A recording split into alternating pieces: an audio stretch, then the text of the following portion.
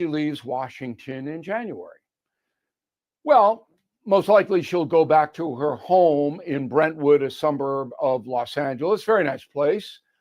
O.J. Simpson used to live there. Marilyn Monroe had a house in Brentwood. But at 60 years old, Ms. Harris doesn't want to hang it up. She's going to have to do something. What will that be? Well, I can assure you that Hollywood will take care of Kamala Harris. Netflix, agencies like that will offer her deals to do stuff. I don't know exactly what, but she's very good in front of the camera. She might even be on The View from time to time. Nobody be shocked to see that. So you can expect a media presence from the former vice president. But her big thing is, I believe she'll run for governor of California in 2026 when Gavin Newsom bails out. And there's a new poll that says 72% of California Democrats would vote for Kamala Harris. So she's a lock. She's in. And I predicted that a couple of weeks ago, that that's where she would go if she lost to Donald Trump. So get set for Governor Kamala Harris. Back in a moment. If you own a vehicle with less than 200,000 miles, listen up. Car Shield is a low-cost monthly vehicle protection plan now available to you. This protection plan is at an all-time low price. Please call 800-925-7584 for a free quote. Drivers who activate today will also receive free roadside assistance and towing at no additional cost. That is 800-925-7584 right now. That is the Morning O'Reilly Update. More analysis later on. From the Michael's Flooring Outlet Weather Center. I'm meteorologist Leah Hill with your first alert forecast. You can expect 2 rounds of rain today, and even a few thunderstorms cannot be ruled out. The first round moving in now through about 10 a.m. After that clears, we are going to look at a dry afternoon, but windy. Winds gusting as high as 30 miles per hour. Temperatures rising to 70 degrees. Then after 6 o'clock, expect an additional band of showers and thunderstorms as the cold front passes through. That's your first alert forecast. I'm meteorologist Leah Hill. Every day, the men and women of the United States Marine Corps demonstrate their commitment to defend the American way of life. Since 1775, we have served our nation as a force in readiness. From combat operations to humanitarian assistance in every corner of the world. No matter where the mission takes us today, or wherever our country needs us tomorrow, we always remember the land we call home. As Marines, we take a stand for each other, for our nation, for us all. The few, the proud, the Marines. I really like all the things you're saying. News, analysis, opinion. Thank you very, very much. News Talk STL.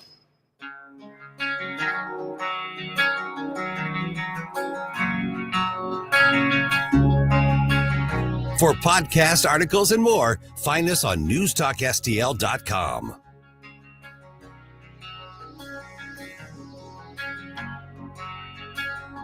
Get up, St. Louis. It's Mike Ferguson in the morning.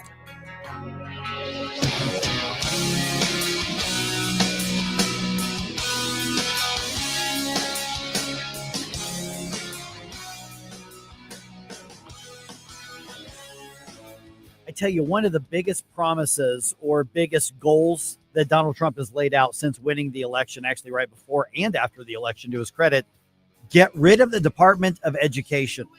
Boy, if you've got some lefty friends, man, are they freaking out over that. 2 questions. Should that happen? Can he actually do it? Should it happen? Absolutely it should. Can he actually do it? Well, remains to be seen. Hope you had a great weekend. Happy Monday. Mike Ferguson here. We're going to talk to school choice champion Corey DeAngelis about that. Let's do that conversation right around 6:05. Yep, Corey's back. On Friday's show, speaking of the changes need to be made, we focused also on what's going to happen in Missouri's government. State Senator Bill Eigel joined us, still kind of in our series, calling out the crap that needs to be called out, including among Republicans. And, of course, Bill was not pulling any punches. Here's what he had to say.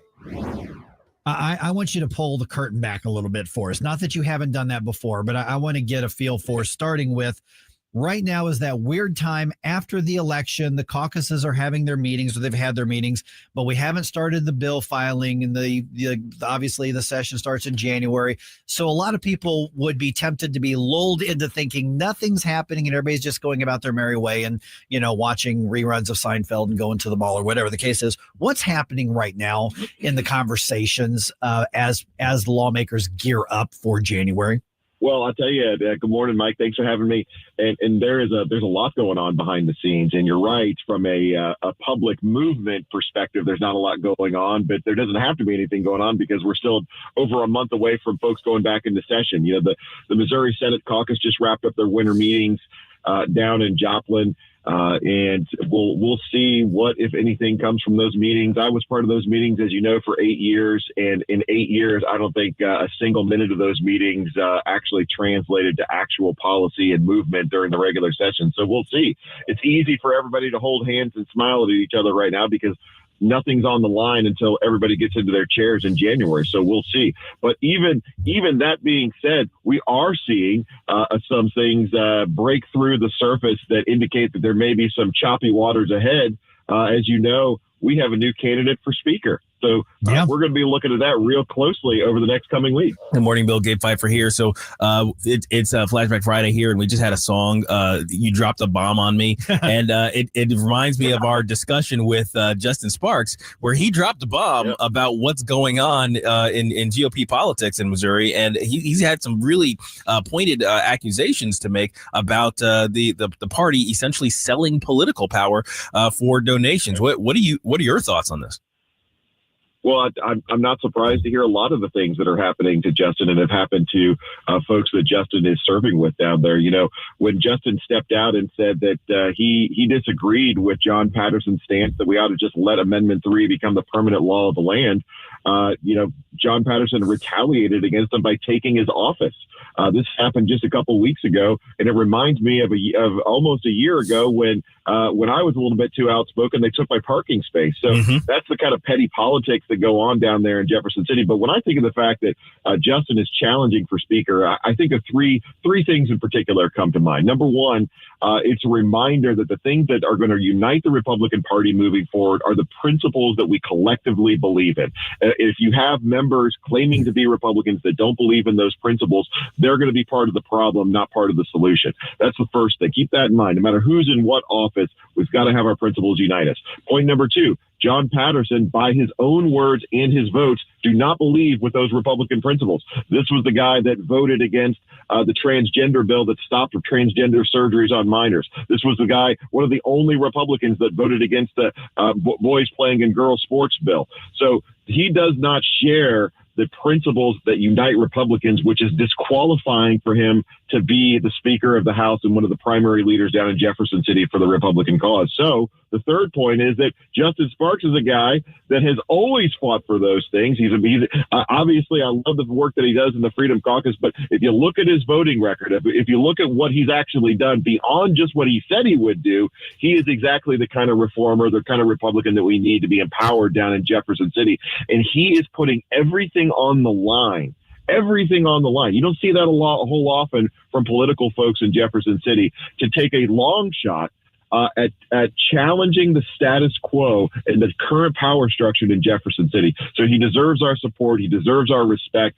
I'm behind him, and I think he's going to take a lot of people by surprise over the next 7 weeks. Okay, so Bill, I want to follow up on that because we talked with Justin just this week. I think we had him on the program, and I've talked with other lawmakers. You and I have had conversations and several others, and we've talked about this system, this process that basically is presented as, well, it's bigger than us. I don't want that person to be speaker. I don't want that person to be Senate leader. But you know what? It's just the way it is. We have to vote for them, or else. And that's one of the things that Justin is taking on here that I have a lot of respect for is that, wait a minute, if the system says this guy who is out of touch with Republican voters is going to be the Speaker of the House, how is it there's nothing we can do about it?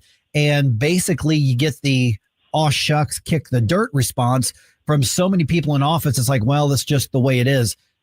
That's not good enough anymore. How do we actually stop that? Because it's one thing to say, well, then vote your conscience. But and we all know that doesn't happen. I mean, I pointed it out, Caleb Rowden, disliked by a huge number of the Republicans. He was elected unanimously for his last stint as Senate leader. Yeah.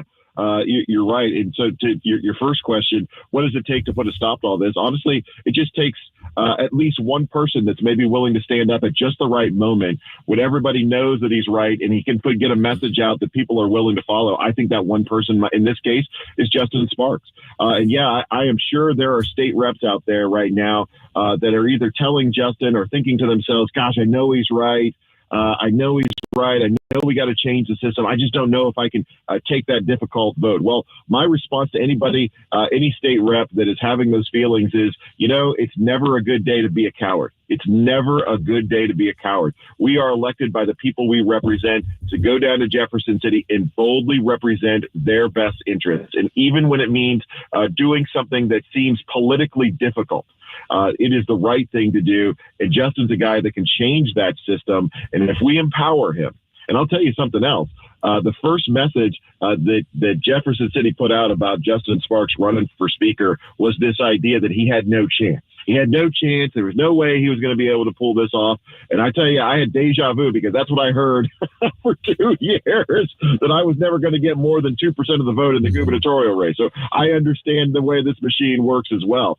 But I can tell you that if Justin is successful in this, it is going to be a different path, and it's going to be a warning to every other establishment, status quo Republican or politician down in Jefferson City that the expectations going into 2025 for every single Republican in Jefferson City are sky high. From Mike Kehoe at the governor's office to the Speaker of the House to every single state rep in the legislature, expectations are sky high. We were empowered with an enormous supermajority, every statewide office. We've got to start delivering big red things for the people of this state. Yeah, now I just want to follow up because I know Gabe's got a question here. We're visiting with State Senator Bill Eigel, and that is, people saying, well, what are they afraid of and everything? Well, if you go against what you're supposed to do, you vote against the guy who becomes speaker, well, then maybe you won't be the committee chair. You won't even get on this committee. You had your committee chairmanship stripped and literally your staff lost money because of the extra that gets paid for committee chairmanships. You've talked about Justin losing an office or probably going to put him in a broom closet somewhere else. So these are things that are within that system that are designed to reinforce the system versus the lawmakers actually voting for who and what they think is right. So that's part of the self-reinforcement of the system that I am so glad is finally getting a statewide spotlight on. Yeah, and what's interesting? What the other state reps are really afraid of. They're afraid that if they support, in certain cases, they're afraid that if they support a guy like Justin Sparks and he doesn't win, then they're going to lose and they support him anyway, they might lose their ability to influence outcomes in the House because the Speaker, John Patterson, will retaliate against them. What they don't realize, or what they're not focusing on, is that in the House that John Patterson leads, they're not influencing the outcomes now. The system is built right now so that they won't have any input into the outcomes of the House or the outcomes of the legislature. So this status quo has been so bad, where the power has been so consolidated into the Speaker's position, that the wool has been pulled over the eyes of a lot of these state reps, that the only way that they can really represent their constituents and have input is by upending a status quo that's trying to keep them back. So I can tell you, Justin's a great guy to articulate that message. He's a guy that believes in the principles of the Republican Party and votes like it. He doesn't just talk about it, he votes like it. And I think that he has a much better shot at becoming the next Speaker of the House than anybody in Jefferson City has given him credit for. So what's the outlook for 2025? Did the GOP, especially the leadership, learn anything from the failures of 2024, particularly with the passage of Amendment 3? Well, the first thing that the leadership of Jefferson City ought to be talking about is rolling back Amendment 3. That'll be the first thing. And of course, John Patterson is out there saying that we ought to just accept it. John Patterson is out there saying that he didn't have plans to really address Amendment 3. And I suspect now that the first dividend from Justin's run is being paid, because already John Patterson is feeling a tremendous amount of pressure to change course on what he said on Amendment 3. So, the first day of the legislative session is like the first day of the season. It's like opening day in baseball, right? Everybody's record is 0-0. Everybody has a shot. Every bill has a shot of making it to the finish line. Everybody's excited. Everybody's happy to be there. But we'll see. We're going to have to overcome a lot of the people in the same leadership positions today that were failing in those leadership positions a year ago. Remember, last year, the two floor leaders were Cindy O'Loughlin and John Patterson. And let's see how that went. Both of those individuals are trying to get a raise or trying to get a promotion on the first day of this legislative session. So, we also, I have been very comfortable saying this, the expectations of Mike Kehoe as the next governor of the state are absolutely sky high. And Mike Kehoe is going to have to change course on who he's been in office for the past 16 years if we're going to actually start reforming some of this broken government. So the high expectations, the need for change are significant in Jefferson City. We'll see. I generally go into these new sessions with optimism as well, but I don't know that I've ever seen a year where the expectations were so high as they are right now. We've got your morning news dump coming your way here in about 2 minutes and 26 seconds right here on 101.9 and 94.1 News Talk STL.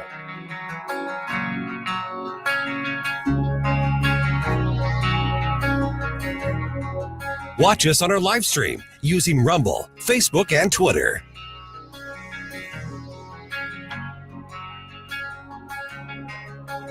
Get up. It's Mike Ferguson in the morning.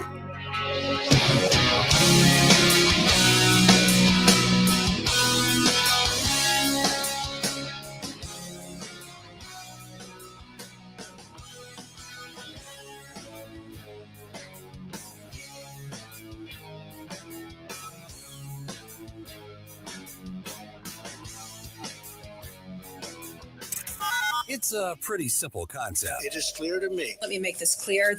Big events. Your news and your opinions. We're going to get out there and be heard. St. Louis's place to talk. Our voices are never heard in the media. We, the people, will always find a way. And it's about time that we start putting up or shutting up. Yeah, and you should come. You should listen to many voices. 101.9 and 94.1. Their phone lines have surely been burning up. News Talk STL. Let Sievers JCB create a custom purchasing plan for your year-end equipment needs and maximize your tax savings. Whether you need 0% financing for up to 60 months, generous cash incentives up to $9,000, or extended warranties for up to 5 years, Sievers JCB can tailor a plan to fit your fleet needs and budget. Programs are available in a wide range of products, including track loaders, excavators, wheel loaders, and more. Call, stop by, or check them out online at SieversJCB.com. Attention, fellow conservative investors. What does the name Reagan mean to you? It stands for being the ultimate conservative. It also stands for the Reagan Gold Group. Do you see storm clouds approaching? The stock market hates uncertainty, and there are plenty of reasons to be concerned. High inflation, unstable debt, and economic uncertainty are just a few. You have car insurance, homeowners insurance, and life insurance. But do you have insurance for your retirement savings and your 401k? We urge all fellow conservative investors to learn about the one asset that could help ensure your nest egg doesn't crack under economic pressure. GOLD, gold. Call the one name any conservative investor needs to know about. Reagan Gold Group. 800-251-7963. 800-251-7963. 800-251-7963. That's 800-251-7963. If you have a phone, you have a radio. Yes, I listen on my phone. Download the News Talk STL app. News Talk STL. Streaming live on the mobile app. It is awesome. And listen anytime, Love the News Talk STL app. anywhere. Hi, it's Dan Bongino here, and I'm proud to be on News Talk STL every weekday from 11 to 2. Right now, you're listening to Mike Ferguson in the morning.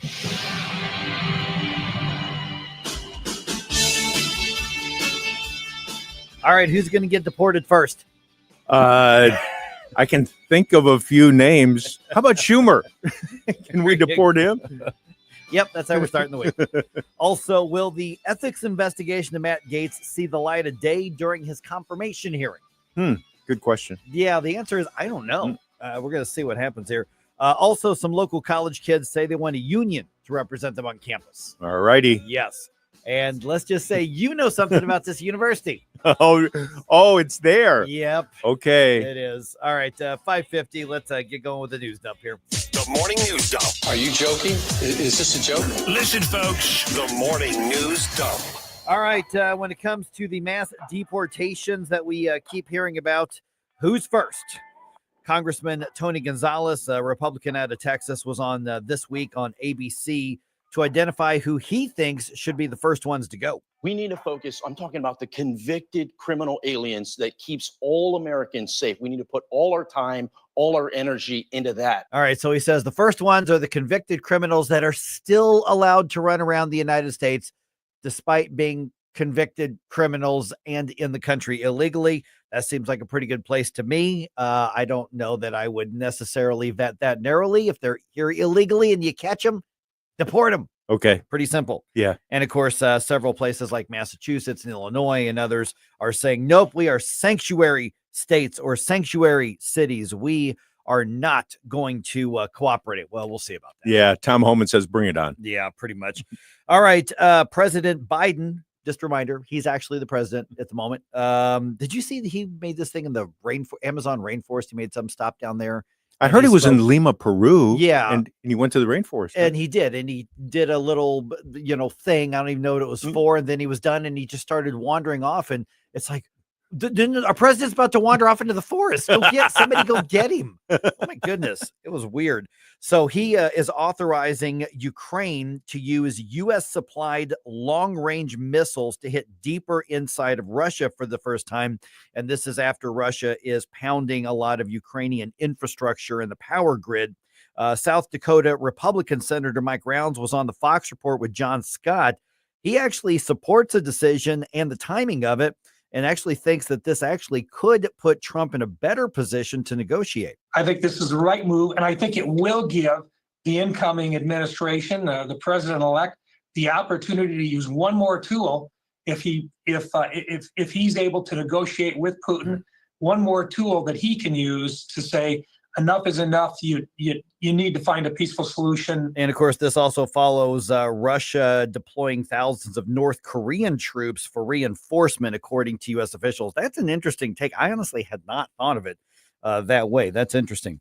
All right, let's see here. Matt Gaetz, Donald Trump's pick for Attorney General, expected to face questions about a House Ethics Committee report that covers he is accused of sexual misconduct with a minor. And that is expected to come up during the confirmation hearing. Republican Senator Mark Wayne Mullen was on Fox's Sunday Night in America with Trey Gowdy, and he says, yeah, I'm pretty sure we're going to see something about that. I'd be real surprised if the Senate, especially Judiciary, who has direct oversight of this particular pick, which is in Matt Gaetz for the AG, I'd be real surprised if they don't actually get that information from the House Ethics and make it part of their findings for the oversight process. Matt Gaetz, who resigned from Congress last week, continues to deny the allegations. It's a weird situation on this. He's resigned. They were going to vote Friday on whether or not to release that, and it looks like they did not take the vote. They've delayed that. So at this point, I don't know what the status is of it. I think, and I've thought this from the very beginning, that this is extortion. This is somebody going after someone who is essentially financially on his own. I mean, he comes from a somewhat wealthy family, hasn't had to worry about dealing with lobbyists, wants just to be the people's person. Send me $5, $10, $15 donations. I'll live on that for campaigning. So that's my own personal view. I think this is an extortion kind of thing. So I don't know. We'll see what happens. I don't know. Yeah, it's gonna be. We know that the investigation is there and the report is there. Mm-hmm. So I don't know how somebody goes through a confirmation hearing and it not come up. I mean, right, wrong, or otherwise, I don't see how it doesn't come up. I don't know. I think later on, maybe later on, just kind of a mental exercise. Let's kind of go into it. I thought way too much about this over the weekend. Way too Monday much. mental exercise. Yeah, Monday's mental exercise. We'll get into that just a little bit, because the reality is that what happens is we view, and I say we, I mean like all of us, we view whatever these investigations are based on how we want the outcome to be. If it's an investigation into somebody else, well then, gosh darn it, we better see it. Otherwise, it's not transparency. If it's an investigation into one of the people on our side, well, then they're out to get them. I mean, that's just the Democrats do it, the Republicans do it, MAGA, everybody does it. So I don't know. If we did the flip test on the entire situation, would we come to the same conclusion? I don't know. I think it could be an interesting discussion. All right, let's see here. San Jose State women's volleyball player, Brooke Slusser. She has filed a lawsuit saying her safety has been endangered by the presence of a man who's on her team. This San Jose State University is the university that's had a bunch of other schools, D1 schools, forfeit their games instead of playing against them because they've got a guy on the team. Mm-hmm. Now, Slusser was on the Ingram Angle with Laura Ingram to explain why she decided to speak up. This is from Fox. There's so much pressure put on us to not talk about it and not voice your opinion that so many are just still so terrified to talk. So behind the scenes, I do have a lot of love and support from my team. San Jose State University released a statement about the lawsuit saying, and I'm quoting here, "The safety and well-being of our student athletes and employees is our highest priority. The university has taken and will continue to take multiple steps to provide security, support, and resources to all members of the team as the program navigates this challenging time." End of quote. I don't believe a single word of what they're saying. I've got Thanksgiving dinner coming up with a member of our family on Kathy's side who played D1 volleyball at Louisville. Just finished her career there. And I'm curious to sit down with Gabby and see what her perspective is on this. My daughter played NAIA volleyball, and she told me, she goes, one man on the court. She goes, game over. There's no point in us even showing up. That was her take. I would agree. Yeah. All right. The college children say they need a union to work on campus. St. Louis University graduate student workers voted to have the United Auto Workers Union, of all things, represent them in their employment on campus. The new arrangement will affect over 500 employees, including teaching and research assistants and just campus student workers. They brought in a union instead of just appreciating the fact that they were given a job on campus. I'm trying to picture a Billiken trying to work with a union. Oh, jeez. How crazy. All right. Blues are off today, but they're back at home tomorrow. Tuesday's game is against the Wild. Blues come into the game 8-10-1. Minnesota 11-3-3.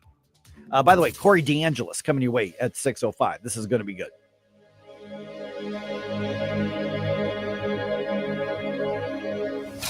Because truth matters. Let's speak that truth. Because understanding matters. Let's break this down. With all that's happening. And it's happening a lot faster. What matters most is... the only question that matters here. Are you informed? Important issues that are facing this country. Depend on us. The latest events. The information you need. Here are the facts. When you need it. We always have great conversations. You guys have a great radio station. 101.9 and 94.1. News Talk STL. News Talk STL is proud to have Doug Voss of Safe Money Radio as part of our lineup each week. Doug has been a staple on the St. Louis radio airways for many years as one of the leading financial experts in the area. You can now hear Doug and Safe Money Radio 3 times every week yet on News Talk STL. But in case you miss anything, you can check it all out at DougVossSafeMoneyRadio.com. What else do our listeners need to know, Doug? Simply put, I focus on helping pre-retirees and retirees build, preserve, and protect retirement assets, and I've been helping my clients clients solve their insurance and financial needs for the past 33 years. I also strive to educate my clients on how to prepare for retirement, minimize the impact of market volatility on their assets, and deal with the challenges of increased longevity. Call me today at 844-676-SAFE. That's 844-676-7233. Doug Voss is a registered representative. Securities offered through DHL Securities, LLLP. Member FINRA and SIPC. News Talk STL. The Vic Porcelli Show.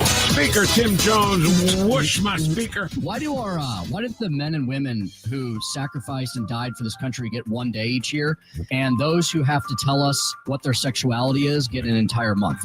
So instead of MAGA, they can be MAFA. Make America fabulous again. Vic Porcelli, live and local, weekday mornings at 9 on News Talk STL. KLGY HD3 Clayton, K270BW Belfast, KNBS Bowling Green. This is News Talk STL at 1019, 94.1, and always streaming at newstalkstl.com. News this hour from townhall.com. I'm Rich Thomason. New troubling details have emerged about President-elect Trump's choice to lead the Pentagon. Over the weekend, a lawyer for Pete Hegseth said Hegseth paid a woman who accused him of sexual assault.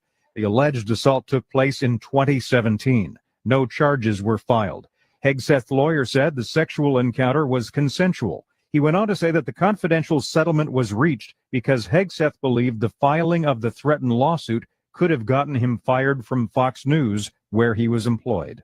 Greg Clugston, Washington. The specter of a third world war has been raised following word that President Biden has given Ukraine permission to use American-made long-range missiles on targets inside Russia.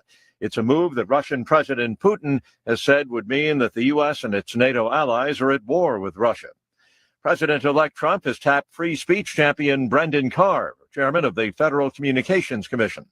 President Biden has arrived in Rio de Janeiro for the G20 summit, as Mr. Biden's fellow world leaders look to the future with a certain air of trepidation. This summit is expected to be overshadowed by one leader who's not here, Donald Trump. There is much uncertainty. Will Mr. Trump trigger a trade war by levying new tariffs on goods entering the US? Will he force an end to the war in Ukraine in Russia's favor? Will he free Israel to escalate its fight against Iran? This summit is a chance for world leaders to compare notes about what could come in January. Hard choices may lie ahead. The BBC's James Landale. The largest U.S. budget carrier, Spirit Airlines, has filed for bankruptcy protection, lost more than $2.5 billion since the start of 2020, faces looming debt payments totaling more than $1 billion over the next year.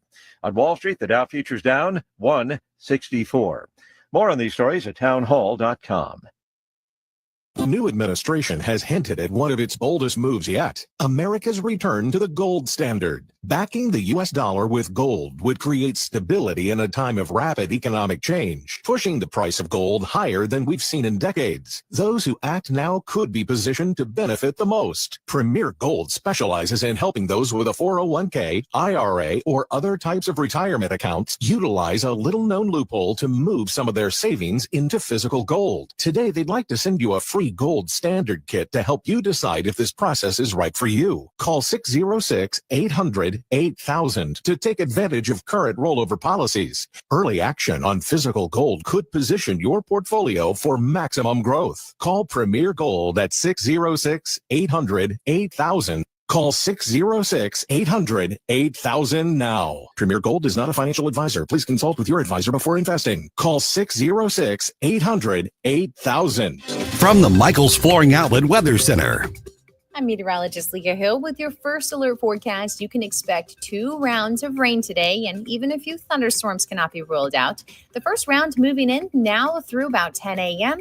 After that clears, we are going to look at a dry afternoon, but windy. Winds gusting as high as 30 miles per hour. Temperatures rising to 70 degrees. Then after 6 o'clock, expect an additional band of showers and thunderstorms as the cold front passes through. That's your first alert forecast. I'm meteorologist Leah Hill. This hour of News Talk STL brought to you by Piccadilly Palace, located in Union, Missouri. The ultimate family fun center is Piccadilly Palace. Call 314-860-6418 or visit piccadillypalace.com. Transform your space with JML Interior Design in Clayton. For 32 years, local woman business owner Jeannie Lashmet has been creating stunning interiors that reflect your vision. From residential to commercial, kitchens to corporate spaces, JML Interior Design brings expertise to every project. Planning a home remodel, tackling new construction, or the expert commercial interior space planning service. Jeannie and her team deliver great designs that work. Call 314-453-4233 or visit jmlinteriors.net. JML Interior Design. We just don't dream it, we do it. Are you a St. Louis small business owner looking to boost your brand? Blue Ocean Media Group offers affordable video production that packs a punch. From social media content to branded promotional clips, we'll help you stand out in the digital crowd. Professional quality, small business prices. Let's tell your story together. Learn more at blueomg.com. That's blueomg.com. Blue Ocean Media. Big impact videos for small business budgets. If you have a phone, you have a radio. Download the News Talk STL app. Love the News Talk STL app. On my way to work in the morning. Usually I'm in the car. I listen on the app in my car every morning going to work. Download the News Talk STL app and listen anytime, anywhere. Mike Ferguson. I'm the world's heavyweight wrestling champion. Gabe Pfeiffer. I'm Batman. Get up, can't you hear the alarm? Get up. I want to be clear, I'm not going nuts. Mike Ferguson in the morning on News Talk STL. Good morning to the people of St. Louis. One of the biggest promises that President-elect Donald Trump has made since not only he won an electoral landslide, but also Republicans have won the U.S. Senate and retained at least a narrow control of the U.S. House, is to get rid of the U.S. Department of Education and pursue school choice as a policy across the country. Well, on one side, that's cause for celebration. On another side, that is cause for apparently immense fear and wailing and gnashing of the teeth. Let's sort through it all and get to the reality. I'm Mike Ferguson. I am now joined by Corey DeAngelis, now with the American Culture Project and working with John up there. And Corey, great to chat with you again. Been a little while since we've talked. Appreciate you being back on the show. You're the man when it comes to school choice in this country and education policy, at least for those of us who believe government should have very little role of it. So let's talk about what's on the table right now. The election results, it's not just a win. I believe, along with other people, that it is a mandate for the Republicans won. And you can debate how, populist versus conservative and all that sort of thing. But the reality is Republicans are going into 2025 with a mandate from such big wins. Donald Trump made very bold claims and very bold promises when it comes to education. Let's go ahead and start with the big one. He says we need to get rid of the Department of Education. And there's a lot of people to say, Corey, there's just no way he actually meant that. We could never get rid of a department of anything. Can we do it? And should we do it? Yeah, we can and we should. It's an unconstitutional disaster. It's a huge waste of money. We send that money to D.C. and it's spent on useless bureaucrats. They employ over 4,400 people a year. It's crazy. And we've spent, since the inception of that department, about $2 trillion on education at the federal level. It hasn't actually improved any educational outcomes. In fact, some of them have actually gotten worse. It's just bureaucratic red tape for paper pushers in D.C. It's a waste of money. It's unconstitutional. The word education is not found in the U.S. Constitution. Therefore, it's arguably a violation of the 10th Amendment. And so if we abolish the department, it's not like that money's just going to go away and vanish in thin air, which is what's happening today. We would send that money back to the states, let the individual states figure out how to best spend that money wisely on their own constituents. And so that's what Trump means when he said, let's send education back to the states. It can happen. And Republicans are emboldened now more than ever to make transformational change. They have a trifecta, control the Senate, the House, and the president's office. And after COVID, this has really sparked a parent revolution to hold these politicians accountable. Before COVID, it wasn't enough to merely have a Republican majority. But now Republicans owe their majorities to the parents all across the country, the kids union, who have woken up after the school closures, after families saw what was happening in the classroom, all the indoctrination. The schools weren't focused on the basics. They were focused on left-wing ideology. And even independents said, to heck with that. We want our kids to be in a school that's aligned with our values. We don't want them indoctrinated with socialist ideology. And Trump owes his victory in part to parents who have woken up. He won with parents with school-aged children by about 9 points. That represents a 15-point shift towards Trump from 2020, according to CNN and NBC exit polling. Trump also won with Catholics by about 18 points. That was a huge shift towards the Republicans with Catholic voters, and Catholic voters are strong supporters of private school choice programs, which Trump has said that he favors as well. And look, Trump just didn't say these things as a one-off. This was a key part of his campaign strategy. He talked about abolishing the department. He talked about universal school choice. It almost seemed like every single rally, that was one of his top priorities, to have more freedom in education, which is another thing that we could talk about too, because for a long time, Democrats, they were the ones that led on education. They were the ones who won votes on education issues. Now, it reminded me of Glenn Youngkin versus Terry McAuliffe in Virginia. The GOP has become the parents' party. Independents and normal voters, Republicans in particular, have understood that, hey, the teachers unions controlling the Democrat Party believe that they own your kids, that your kids belong to the government, and that you shouldn't have a say in your kids' education. Normal people, independents, are shifting in droves towards the Republicans because they understand that the parents are the best decision makers for their own kids and that they should be in the driver's seat. Okay, so we know where Donald Trump stands on this. Republicans like to talk tough. Do the Republicans in D.C., because we've heard a lot about draining the swamp and we've heard a lot about the administrative state and the deep state, do the Republicans who are coming in have the courage, in your opinion, to actually follow through? And just to put it in the perspective, I'm 52 years old, which of course is incredibly young and vibrant. I'm just saying. And I'm older than the Department of Education. It did not exist when I was born. So can the Republicans, or do you think the Republicans actually have the guts to follow through and dissolve an entire department? Well, the momentum is there. And this was even before we had this mandate with Trump winning in a landslide electoral victory, winning the popular vote, and Republicans taking control of both chambers. Guess what happened a couple of months ago? We had the first nationwide school choice bill pass out of congressional committee. It's called the Educational Choice for Children Act. It's a federal tax credit. It's not federal government strings or dollars following the student. It's letting families keep their own tax money to spend it on education expenses. This would supercharge the red state momentum, the revolution already happening on the school choice front, while also expanding educational opportunities to families in places like California and New York, blue states that are currently controlled by the teachers unions. It's a win-win solution. It passed out of committee. All the Republicans on the committee of the House Ways and Means passed the bill. They voted in favor of it. It's on their party platform. That's a good indication of things to come. Speaker Johnson, who is the current speaker, has signed on to a version of the legislation. He supports it. And 70% of Republicans in the current House have already co-sponsored the bill. That is a lot of co-sponsors on one bill. 31 co-sponsors in the Senate, all Republicans in the current Senate. So look, I don't have a crystal ball. I don't know exactly how things are going to play out, but the winds are shifting in our favor, and that's good news for parents.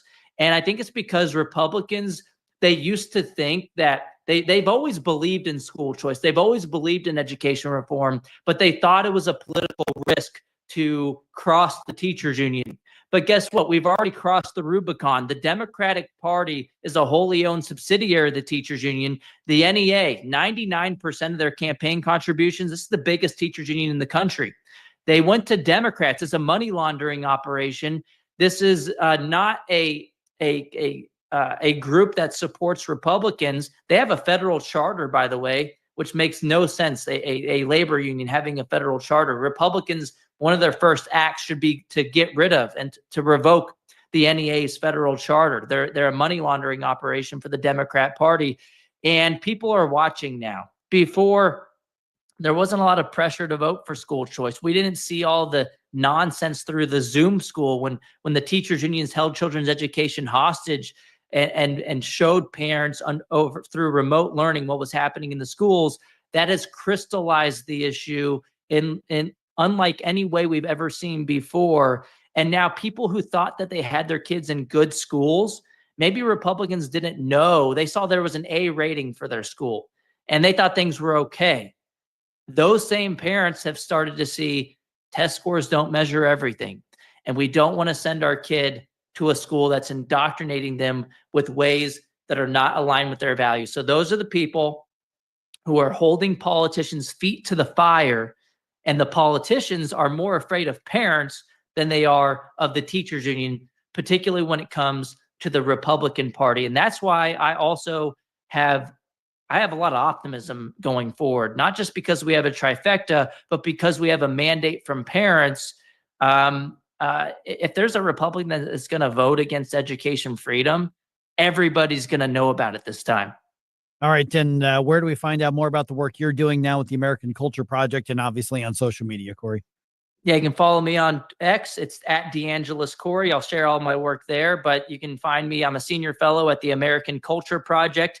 Look, the teachers unions, they figured out the left doesn't even have to have their own kids. They could shape American culture by infiltrating the government-run school system. We can take American culture back by striking at the root, empowering parents to choose schools that align with their values. That will slow down government overreach for years to come.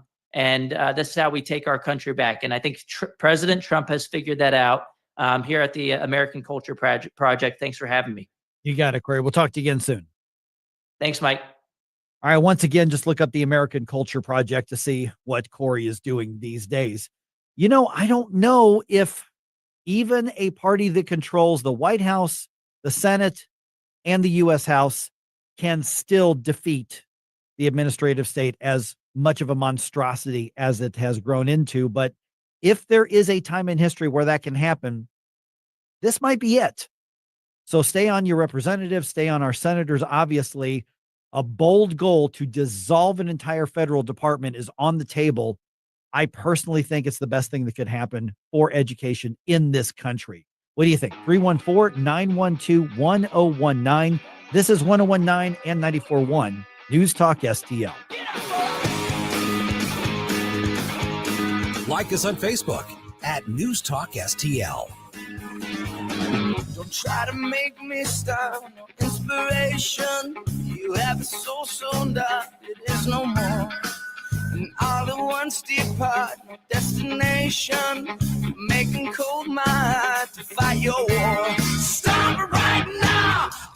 Get up, St. Louis. It's Mike Ferguson in the morning. Your indifference. Stop it right now before you blow us all away.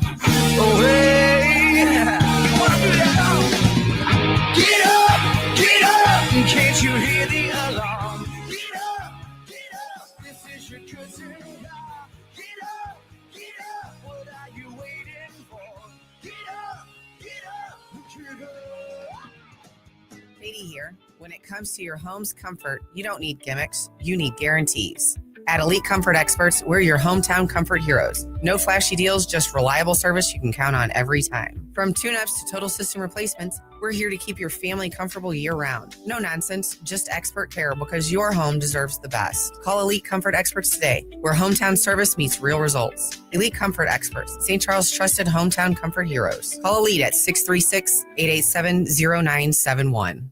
Tony Colombo here for the cleaning pros at Zero Res, the team we trust with keeping our home clean and healthy. And the folks at Zero Res know how important it is to you to have a clean, healthy home this holiday season. And that's why they have this great offer for you right now. Book a cleaning with Zero Res in November and mention the Colombo special, and you'll get 3 rooms of carpet cleaned starting at just $129. Plus, you can take $75 off an air duct cleaning. Again, just mention the Colombo special when you call 314-474-2020 or when you book online at ZeroResSTL.com. In the fast-paced world of digital marketing, making connections is a challenge for any business.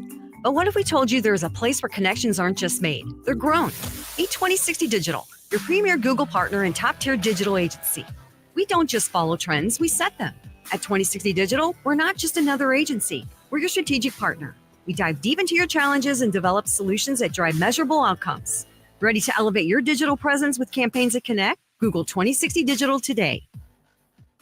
This hour of Mike Ferguson in the Morning is brought to you by Stifel. Request a portfolio review from your Stifel financial advisor at stifel.com. That's STIFEL.com.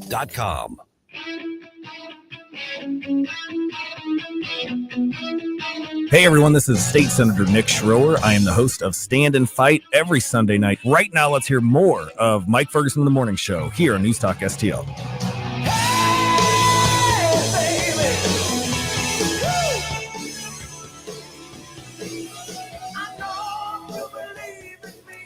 All right.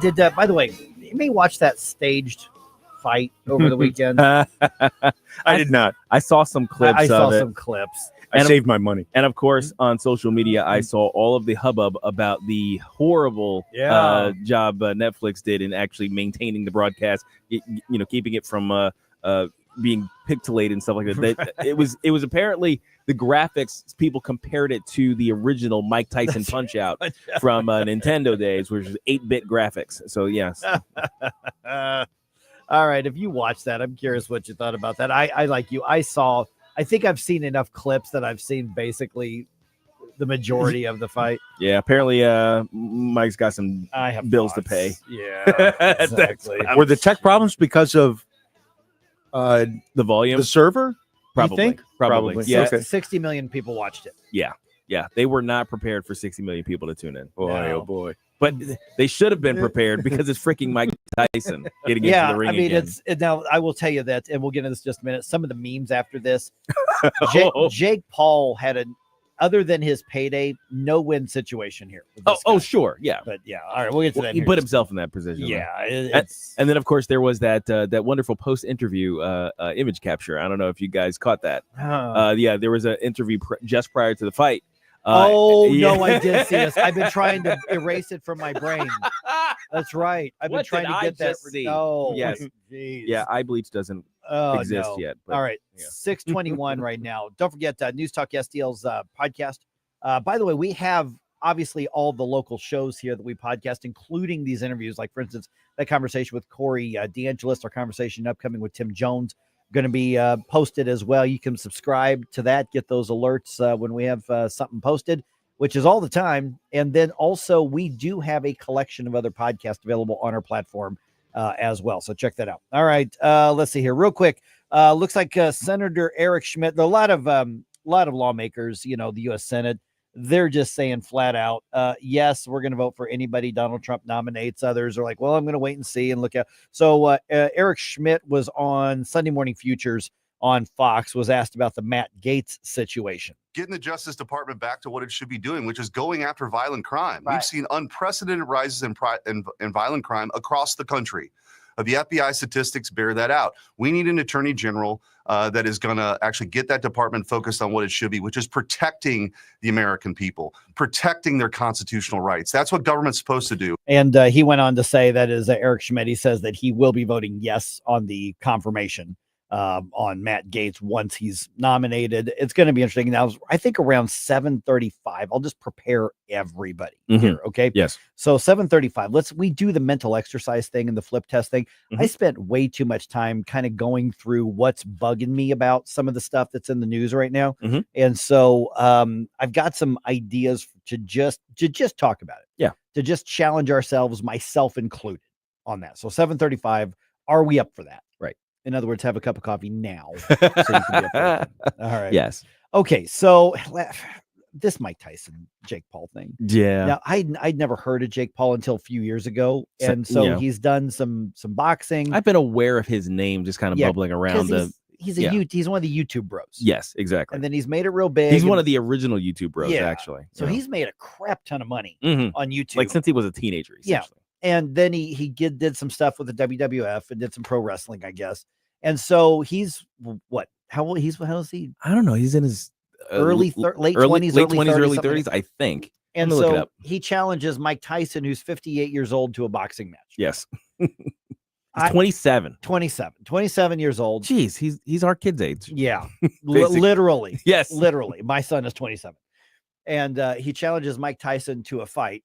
Who's 30 years older. Oh, yeah. 31. 31 years older. Yeah. And so they have this in Vegas, I guess. By the way, people who don't understand boxing, there was a headline that said both Jake Paul and Mike Tyson received suspensions. What? Yeah. Okay. After every single fight, the athletic commission suspends you for medical reasons. It's called a medical suspension. It means you cannot fight again For a certain until period a of time. doctor clears you. Mhm. And I mean, so it's like they receive suspensions. It was like clickbait. Of course they do. That's literally part of the rules. That's the protocol. That's the way that it goes. It's a protocol. It's like you got your face punched a whole bunch on Monday. You can't go do it again until Tuesday. Right. You know, that's how that works. So anyway, but I'm watching the clips from this, and Jake Paul won by unanimous decision. But from the clips that I saw, it looks to me like Mike Tyson held back. 58 years old, and maybe I need to go and watch the whole fight from start to finish. But it sure looked to me like this was completely and utterly staged. Yes, absolutely. I mean, it looked very much like, you know, the WWE dance that they were doing there. And part of the reason, if you do a split screen of Mike Tyson in the ring during a practice with, you know, a guy with the pads, you know, and he's doing the whole thing, you hear the thunderous impacts of his punches against the guy with the pads. You see his speed. You see his reaction time, his movements. They all look like old school Mike Tyson, which is why a lot of people were like, there's no way. There is no way. And then all it took was one clip. There was some head movement. There was a missed punch. And there was a clear opening. There was like, oh, that's a knockout. The Mike Tyson I saw in the practice ring would have knocked the F out of that man like very quickly with a 1, 2, 3. And it didn't happen. Nope. Instead, you got Bob as he munched on the ends of of his own gloves. So no. There's no way. There is no way. Yeah, I think they needed to make sure nobody got knocked out. Yep. Everybody saved face. Went through 8 rounds, all full 8 rounds. Had to go full 8 rounds. And but the thing is, now it's like with Jake Paul, because first of all, what little I know about the guy, I'm like, okay, you've figured out the way to make money on YouTube. I guess good for you, dude. But this, like, one of them said, Jake Paul up next challenges 100-year-old Jimmy Carter to boxing match. You know, I mean, yes. You know, it's so challenges. You know, they were just come with everybody who's like 70, 80, 90, 100 years old. Muhammad Ali. Yeah, really. Exactly. Challenges the corpse of Muhammad Ali. Yeah, exactly. You know, and so you see that, and it's like, I used to love boxing. I mean, I subscribed to the Ring magazine. I could never, I mean, I wouldn't buy the pay-per-views, but I would go to Buffalo Wild Wings, like, you know, when Canelo was fighting or something like that. And even then, I mean, the sports writers admitted, they're like, we know that, you know, the gamblers are running this thing, but this was such an egregious thing. It's like everybody knew it was staged. Yeah. I don't know how you could not know it was staged. Yeah. Even the people who paid hundreds of dollars to be in wherever they were, Vegas, I think. And they know they're watching something staged. They know it. And then it was funny. I also saw the other thing. It's like, the real star was the ring card girl. Wait a minute. Okay, you get a pretty girl in spandex. That's how these things work. I'm like, did you guys really pay those pay-per-view prices just to see a pretty girl in spandex? You can do that for free on Facebook. You can do that for free at the gym. Yeah. If you go to a good gym, yeah. So but the funny part was, I remember I would go to like Buffalo Wild Wings just so I wouldn't pay for the justifying myself. I'm like, I'm not paying $50 for pay-per-view. So I'd go to Buffalo Wild Wings and pay $55 for a for meal drinks for or a meal and everything. And I'm like, I should have just bought in the pay-per-view. out of like $5 Little Caesars pizza. Or something. Yeah. Well, you know what? You mentioned the ring girl, Yeah. Todd Thomas, who's that guy at Busch Stadium, the one who does all the interviews in the stands. Right. Very yeah. congenial kind of guy and runs all those contests. He's good. His daughter, I believe, was the ring girl. Oh, really? I believe so. Sydney Thomas is her name. Kidding. I'm pretty sure that was her. So there was a local tie. There we enough. go. There we go. At least we've got something interesting. I kept seeing that. I'm like, Yeah. You only put pretty girls in the ring, and I know somebody's like, "This is sexist." Well, that's their job. That's how their that works. job is literally to carry around a big card that says what round it is, and if you can do second grade math, you know what round it is. Yeah. Her job is to be attractive and give something that the drunk guys can hoot and holler at. Well, That's literally all she does. It's a modeling job. I mean, just consider it that way. She does a walk in an outfit, and people look and say, "Oh, she's pretty." That's a modeling job. Now, okay, so the match itself, though, people are still trying to do Mike Tyson didn't fight an elite box. He didn't lose to an elite boxer. He lost because he was 58. No, 58-year-old Mike Tyson would have beat the snot out of this kid very easily if he was fighting like Mike Tyson, but he did not. Yeah, no, that's if the one thing is like, boy, he's really strong and fast and stuff. 458. No, he's just strong and fast. Yeah. That's amazing. Yeah. Blues Nut is admitting, he's putting it out there on Rumble. He goes, I watched it. It was rigged completely. I'm ashamed I watched it. Yes. We get it. Blues Nut, bring it in, man. Come on. Bring it. Bro Hug it out. Bro hug. You got it here. Hug it out, man. Exactly. Yeah, but no, it appeared to me just from the clips that I saw that it was basically a glorified sparring match that you'd get between two guys who were trying. It's like, no, I have a real fight later. I don't want to messes up. So you're just gonna trade a few blows here and there. Yeah. So that's, where does Jake Paul go from here? No one he quote unquote won the fight, but nobody takes it seriously because anybody who watched that knows, dude, your head would have been knocked off by a 58-year-old guy anytime he chose. Yeah. I think at this point he's just gonna have to challenge some more people. All right, just ahead here. I'm in their kind of 60s, maybe. That's right. That's right. That's right. Maybe George Foreman. Get him back. He's a legend. Yeah. All right. Just ahead here. It's kind of amazing to me how many on the left refuse to get reality checked. Mm-hmm. It's amazing to me. I mean, listen, I'm part of the conservative freedom. We lost, during the primaries and the election, and so you look at why, and so where's the momentum right now? And the left is still angry that Kamala Harris and the Democrats aren't doubling down literally on the things that got them beat. I've got one of the least self-aware rants that you're ever going to hear from one of the late night talk show hosts right around 6:34.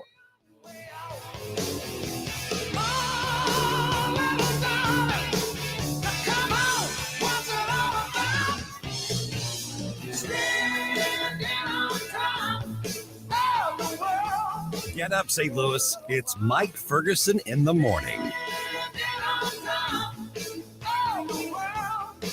What happens next? Iran calls Israel's strike over the weekend unlawful. Happens right here. That you cannot send 200 ballistic missiles into Israel and expect us not to react. 101.9 and 94.1 News Talk STL. From the Michaels Flooring Outlet Weather Center. I'm meteorologist Leah Hill with your first alert forecast. You can expect 2 rounds of rain today, and even a few thunderstorms cannot be ruled out. The first round moving in now through about 10 a.m. After that clears, we are going to look at a dry afternoon, but windy. Winds gusting as high as 30 miles per hour. Temperatures rising to 70 degrees. Then after 6 o'clock, expect an additional band of showers and thunderstorms as the cold front passes through. That's your first alert forecast. I'm meteorologist Leah Hill. You can start seeing some action on the housing market. Will it benefit you? Should you do something one way or the other? May I suggest you talk to Jen and Rodney Wallner, the Wallner home selling team at Berkshire Hathaway, licensed in Missouri and Illinois, selling 15 times more homes per year than the typical realtor. With the Fed once again cutting interest rates, there is going to be a lot of action. And where should you be when the action starts unfolding? Jen and Rodney, as a wife and husband, they can look at that and your family and what your needs and your desires are and help you reach a conclusion. It begins by you calling them. 314-810-SOLD. 314-810-SOLD. Jen and Rodney Wallner, the Wallner Home Selling Team at Berkshire Hathaway. Talk to them. Get some solid expert answers now. Bring your whole family to the Moolah Festival of Trees this year and browse through a winter wonderland filled with over 40 exquisitely decorated Christmas trees and all the gifts. Each tree has a minimum value of $500, some worth up to $10,000. You can take a chance to win one of the beautifully decorated trees and all the gifts that go with it for as little as $1. While you're there, don't miss Kris Kringle Cafe with sweet treats and beverages available for purchase. Have your photo taken with Santa. Bring the whole family to the Moolah Shrine, November 23rd to the 30th. With the average funeral bill over $9,000, are your loved ones prepared? Speak with Benjamin Schaefer at Senior Memorial. Contact Benjamin at memorialplans.com. Memorialplans.com. Senior Memorial, everlasting protection. Colombo and Company. On Monday, we'll get you up to speed on all the important news you need to start your week, plus Virginia Kruta from the Daily Wire at 2:20 and tech expert Mike McCleary at 3:05. Live and local weekdays at 2 on News Talk STL.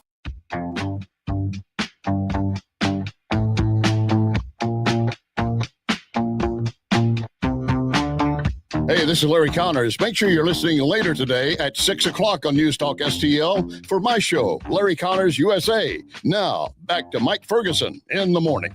Can't be said I'm an early bird. Kind of in a mood today, maybe this week. You know, just get a cup of coffee, hang out, talk with us. Chill, relax. I'm just kind of amazed at some of our friends, and I'm talking on the fringe left here. Okay. We know there's a lot of people on the left and Democrats who listen to the show. I'm really glad you do. 314-912-1019. But for those on the fringe, the funny part is that I've got so many friends who are kind of in that center left or even like left, but not fringe left. Right. The ones who, like, when I say left, I mean the people who are like, yeah, we need national health care. We need, all this kind of, just those things. Oh, yeah. But even they're like, would you people shut up about the trans stuff? Would you? I mean, no, children shouldn't be at drag queen shows. No, we shouldn't have porn. I mean, so this fringe left thing is not, I don't believe, the majority of those on the left. I really don't believe it. I don't think it's ever been a majority or even a notable plurality. I think it's been a very, very vocal and powerful minority that's been running the Democrat Party, and everybody else has just kind of been shrugging their shoulders. Yeah, because they're afraid to speak up about it. They're afraid to speak up. So, but when you don't push back within your own party and your own movement, you're still kind of responsible for it. On some level. You're still supporting the candidates who do back that because they, for whatever reason. Yeah. So no self-reflection from so many on the fringe left. No consideration as to why there was such a big swing in the voting across the country. I mean, in fact, many are doubling down on literally what got them beat. Yeah. I don't get this. By the way, 6:37 right now. News Talk STL's app. I know a lot of people getting ready to do some traveling here. Man, next week's Thanksgiving. Yeah. Sneaking up on us. Whoa. So even as late in the month as it is, it's still sneaking up on us. Yeah. A lot of times you want to take a little bit of St. Louis with you wherever you go. So do that. Just download the app. Take us with you there. Okay. So let me start with remarkable lack of self-awareness, exhibit number 8,426. Yes. Leftist late night host is angry that Harris campaign did not lean into the whole trans thing more. Okay. Right. John Oliver. I remember him from The Daily Show way back in the day on Comedy Central. Oh, yeah. He's got his own show on HBO, which I think is also on Max. Yeah. It used to be Cinemax, now it's Max. It's kind of the equivalent of a sort of Daily Show, sort of clone. Right. So he went on a rant, and I don't know if this was Friday or whatever it was. His show is called, I think, Last Week Tonight or something like that. Yeah. And so he is angry that the left got beat in part on the gender confusion stuff, that they should have been arguing more in favor of it. They should have been defending it. Here's part of what he had to say on this.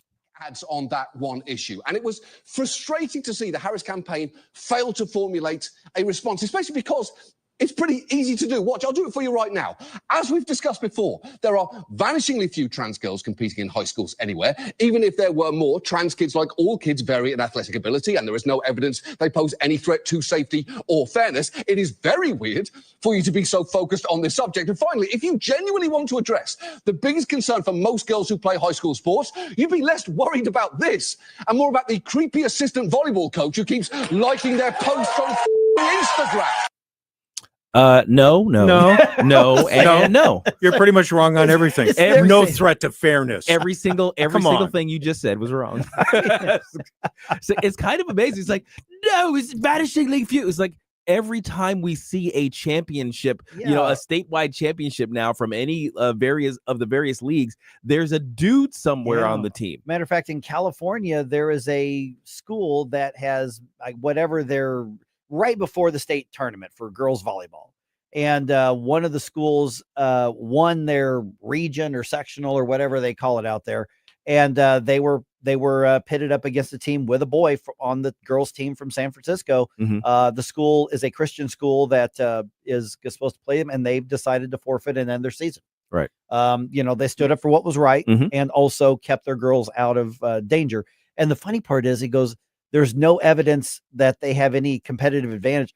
What are you talking about? Every example shows a competitive advantage. Would you like track and field? Would you like swimming? Would you like volleyball? Would you like field hockey? Take your basketball, take your pick. We can point specifically to very specific examples, but that's sort of that. No, I don't see anything. It's kind of the Sergeant Schultz. Oh, yeah. I see nothing. I see nothing. And if you just say it harshly enough, if you say it in an angry tone enough, and you say it enough, they're just assuming that somebody's going, well, apparently it's obvious. I guess made sense to me, but I guess, I better not say anything. And this is what's got the left to this point, basically standing with this movement in our culture that has, first of all, it's done irreparable damage to so many children across the country, including here in St. Louis, but also the rest of the country is like, okay, this is stupid and dangerous and evil. And so what John Oliver's doing is like, how dare you not lean into evil even more? Yeah. Well, and okay, so we've got all the examples of these things. Now, just to take down each one of his arguments. First of all, it's not vanishingly few trans athletes getting into things. It's becoming a fad, and we're watching it happen in real time. And second to that point, it doesn't matter if it's vanishingly few. It's like one is enough to say this isn't right. It's not fair. There ought to be a rule, essentially. Next, the athletic ability differences. Oh yeah, obviously, like you said, we've seen those.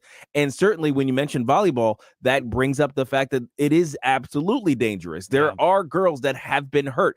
There's one who took a volleyball spike to the face, caused a brain bleed that ended up giving her partial paralysis. Do not tell me that it's not dangerous. So all of his points are absolutely stupid. It shows a supreme level of ignorance on this topic. And like you said, him yelling about it doesn't change the facts of the matter. And you mentioned track and field. Those three girls in Connecticut who filed suit, I think about 3 years ago, 3 high school girls who were beaten by boys in regionals. So they lost their scholarships, etc. They didn't have a chance to compete for state titles. They sued. The idiot judge who handled it said, no, you cannot file this suit, and threw it out of court. They won last week and have that particular lawsuit advancing through the Connecticut court system, which is great to see. So in essence, they've been able to turn the thing around, and hopefully they'll come out winners in this. But they were ones, those 3 girls lost their opportunity for scholarships. Yeah. And that also speaks to the one that I missed was, why are you focusing on it? It's like, it's one of those stupid liberal arguments where it's like, why are you just so focused on this? You brought this fight to us, MFers. We're just talking about it right now. Yeah, see, there's been some in the Missouri legislature. There have been some saying, boy, it's so gross. These conservatives are so worried about what genitals are in the locker. They're trying to make it like, boy, you perverts, you're really worried about. No. You guys brought this. You brought this fight. You demanded the genderqueer book and the grooming books go into junior high and high school libraries and grade school libraries. You're absolutely right, Gabe. You guys started this, and when you get your ass kicked in the fight when we push back, now you're complaining and wanting to call You guys names. are so weird. It's like, look, you brought a dude with twig and berries into my daughter's locker room. If I was there, somebody would be going to the hospital. Right. So do not, come at me with this. It's weird that you're so interested in this idea. It's weird that you're so arguing about this. You're lucky you're still standing. Right. So where is the disconnect to where they can't seem to self-reflect and go, turns out we're really out of touch. If we're going to win elections, we might want to focus on other things. It'd be nice if they actually did some of that self-reflection, but I think there's a reason why all this is kind of happening, especially with the vocal people who are kind of running the show here. I think in order to dismantle even a sub part of their policy, they'd have to challenge their ideology. Yeah. And their ideology is tied to their identity. Like that's how the full dyed in the wool leftists, their identity is wrapped up in their ideology. So imagine trying to essentially ask someone to dismantle their entire self-perception in order to get them to change on a particular political issue, and it's just not going to happen. They look at it, and this is why they say this. They look at it as an attack on who they are and what they are. It's like, you're denying my existence, which is ironic because that whole thing is based on somebody else denying who and what I know, it's so weird. the irony doesn't escape. All right, 314-912-1019. And by the way, the Trump campaign was able to capitalize on that.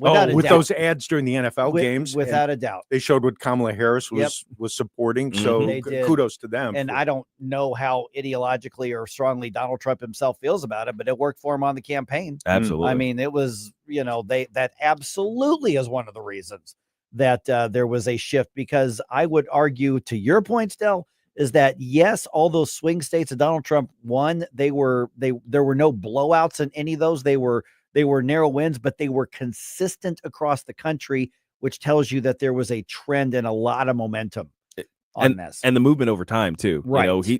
He gained. There's a slight red shift in the Bay Area of California. Yeah. That's how much there was this shift over to, like, even if he didn't win in the demographic, he certainly made gains, and that should speak very volumes to the Dems. But they're there's somebody on the left going, guys, we need to look at what happened. Shut up, don't you dare, you bigot. They hate that guy. He's in the corner with a dunce cap on right now. pretty much. All right, by the way, 705, Missouri is going to be well represented in the new Trump administration. I don't know that we're even done hearing which Missourians are going to be picked. At least two for some fairly high-profile positions. We're going to get Tim Jones's take on that at 7:05. Oh, you don't gotta pretend, baby, now and then, don't you just wanna wake up? Follow us on Rumble at News Talk STL. Get up. It's Mike Ferguson in the morning. While in this world, I think I'll take my whiskey leave. My coffee black and my bed at 3. Nate Lucas here for the Village Bar in the heart of Des Peres. Since 1948, the Village Bar has been the go-to destination for delicious food, cold drinks, and unbeatable atmosphere. Savor their famous wings, burgers, and onion rings, or grab a drink from their fully stocked bar. Catch all the big games and enjoy the company of their friendly staff. Plus, don't miss the 1879 Distillery, a one-of-a-kind experience right next door. The Village Bar offers the best value in town. Find the Village Bar on Facebook and come experience where history meets great times. You'll be glad you did.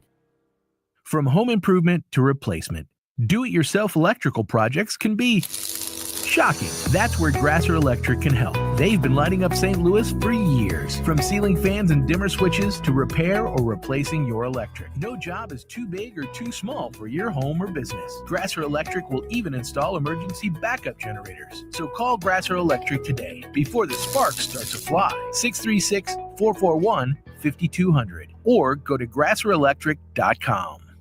Looking for top quality tactical gear and expert advice? Look no further than Discount Tactical, your one-stop shop for all things firearms and self-defense. Located in the heart of Warrenton, we've been serving the community for 3 years with our friendly, professional, and knowledgeable staff. From custom AR builds and silencers to the largest selection of parts, we've got you covered. Self-defense weapons, SBRs, knives, ammo, custom holsters, weapon lights, optics, and body armor. Discount Tactical. Online at discounttacticalarmory.com or stop by today and gear up with confidence. This hour of Mike Ferguson in the Morning is brought to you by Stifel. Request a portfolio review from your Stifel financial advisor at stifel.com. That's STIFEL.com. Love the music you hear on the morning show? Check out Mike's morning music playlist at newstalkstl.com.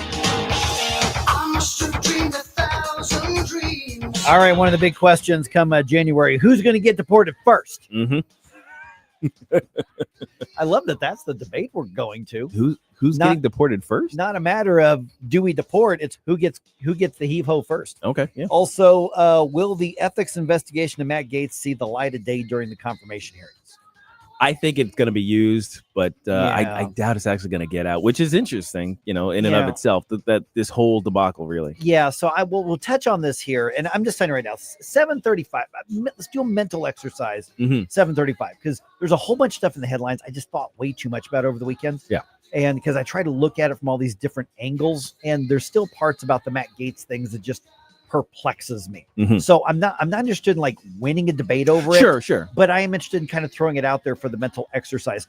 But what I'm going to ask everybody to do is to say, all right, let me be open to challenging myself. Yes. And that includes you people on the left too. This is stuff that you have to do on a regular basis, and we're here to help facilitate. That's right. And some local college kids say they want a union to represent them on campus. To represent the students? Yeah. But you're a customer. It's How are you going to unionize the customer base? Yeah. Does that make sense? No, it's dumb. Yeah. All right, 6:50 right now. Let's dump some news on you here. Wake up, America. It all worked out. They got all the news. The morning news dump. All right, Donald Trump, of course, as you know, vowing to do a mass deportation of those in the country illegally, and his new border czar, Tom Homan, or his designated border czar, Tom Homan, who will be nominated come January, saying we're not messing around. We're going to find him. We're going to deport him. Congressman Tony Gonzalez, Republican out of Texas, was on ABC's This Week, and he was asked, well, who should go first? We need to focus. I'm talking about the convicted criminal aliens that keeps all Americans safe. We need to put all our time, all our energy into that. That seems reasonable. Yeah, I don't disagree. I don't think you should wait on others if you catch them, but I think that prioritizing that is definitely a good way to go. Absolutely. I'd say 90% effort. Because you got to reserve the 10%. It's like, oh, you're here too. Hey, Yeah. Come on, come with me. That's right. Oh, we got an alert, like the guy who killed the St. Louis police officer by driving drunk, 2 or 3 months ago. Okay, turns out you get that call that guy's there. Okay, you're out. Well, yeah. I mean, you focus, on finding those guys, but if he's living with like 4 other guys, right, who are illegal, but they haven't done anything criminal besides crossing the border yet, you get those guys too. And then, of course, you got the J.B. Pritzkers of the world saying, "Not in my state." Yeah, And it's like those are my people. So, you know what? There's a border you can cross. Visit your people and cross the border. Make them your people. How That's about right. that? Yeah. All right, President Biden, who's actually still the president. I mean, fun note. Yeah, I guess so. Yeah, All right, still is. if you think so. Yeah. He is now authorizing Ukraine's use of U.S. supplied long-range missiles to hit deeper into Russia for the first time. Obviously, just a couple months left in his term, and this is after Russia's been pounding power grids in Ukraine with their own missile attacks. South Dakota Republican Senator Mike Rounds was on the Fox Report with John Scott. He actually likes the decision and thinks it puts Donald Trump actually in a better position come next year. I had not thought of it this way. This is interesting. I think this is the right move, and I think it will give the incoming administration, the president-elect, the opportunity to use one more tool if he's able to negotiate with Putin. One more tool that he can use to say enough is enough. You need to find a peaceful solution. And of course, U.S. intelligence officials say that Russia is now deploying thousands of North Korean troops for reinforcement. I had not thought of it this way. That gives me something to think about right there. Oh yeah, I mean, there's a lot of dynamics in all of those sorts of situations. I'm curious how the territory. I think Ukraine still has captured a portion of Russian territory. Still, Well, no, not Russian territory. They've reclaimed some of their territory. They reclaimed some of theirs. Okay. That Russia still controls some of Ukraine. Okay. We remember Russia came across a sovereign border. Yeah. And wanting to put the old USSR back together. So it's interesting to say that this could give the next administration, meaning Donald Trump, more leverage in negotiations. I had not thought of it that way because it's kind of cut and dry partisan Republican Democrat. So to hear a Republican go, no, I'm good with this. I thought it was interesting. Kind of stands out. No, but I believe Ukraine has at the very least put some armor on Russian soil. They've gone into their territory. Yeah, they don't control. They don't control it necessarily, but I mean, when you have tanks, you basically control it. But getting to the point of that is the idea that during negotiations, you can actually basically say, you know what? How about a territory exchange? You give me back what you took like a dummy, and I'll pull my tanks back out of your territory. So basically, all of those things play into this idea that a negotiated truce is possible so long as you have these various tools. It's like, I'll stop this if you stop that. Right. Yep. All right, let's see here. Matt Gaetz, the whole Matt Gaetz thing here. What's going to happen with this House Ethics Committee report? They were going to vote on Friday whether or not to release that to the public, and it looks like that vote did not actually happen. So I don't know what the status of this at this point is. Oklahoma Senator Markwayne Mullen, he's a Republican, was on Fox's Sunday Night in America with Trey Gowdy. He says, he does expect the investigation, whatever it says, whatever that report says, to come up during the confirmation process. I'd be real surprised if the Senate, especially Judiciary, who has direct oversight of this particular pick, which is in Matt Gaetz for the AG, I'd be real surprised if they don't actually get that information from the House Ethics and make it part of their findings for the oversight process. So we know that among the accusations that they were investigating is an allegation of sexual misconduct with a minor, which Matt Gaetz denies. Right. And we'll do the mental exercise with that a little later in the day. Right. Yeah, exactly. Because it's just the whole thing is just so chaotic. Yes. So let's probably the right way to describe it. It can be. I mean, I don't mean it's a very serious situation, but I mean, let's kind of enjoy the mental exercise aspect of it here in just a little bit over 30 minutes. Okay. San Jose State University women's volleyball player Brooke Slusser has filed a lawsuit claiming that her safety has been endangered by the presence of a man who is playing on the women's team, claiming the so-called transgender status. Slusser was on the Ingram Angle on Fox with Laura Ingram to explain why she decided to speak up. There's so much pressure put on us to not talk about it and not voice your opinion that so many are just still so terrified to talk. So behind the scenes, I do have a lot of love and support from my team. I completely believe that. Oh yeah. Every I'm time biased, you've heard it. but I believe it. Yeah. Well, I think Riley Gaines has also discussed kind of that same sort of pressure they were under to just simply go along with it. He's like, you got the guy walking through the locker room with twig and berries while you're getting changed into your swimsuit. Don't say anything. Yeah. She's part of the team. This is a moment where we're pushing through a cultural change. Don't mess this up. Right. Yeah. All right. The college children say they need a union to work on campus. A St. Louis University graduate student workers vote ended up asking the United Auto Workers Union to represent them in employment on campus. Student workers, student employees on SLU's campus now are going to have a union. The new arrangement will affect over 500 employees, including teaching and research assistants, in addition to student workers on campus unionizing. What sort of conditions are they unionizing? Like, what drove this? Are they tired of the sweatshops in the lab? It's like, are they worried about the dangers of having to reach into the fast moving machinery while they do their research? Ooh, spoiled brats. Could it be the cafeteria food? Maybe it's the cafeteria food. Well, actually, that may you know what? You may have a point that there. May be it. That salad bar is like union. Right out for the E. coli.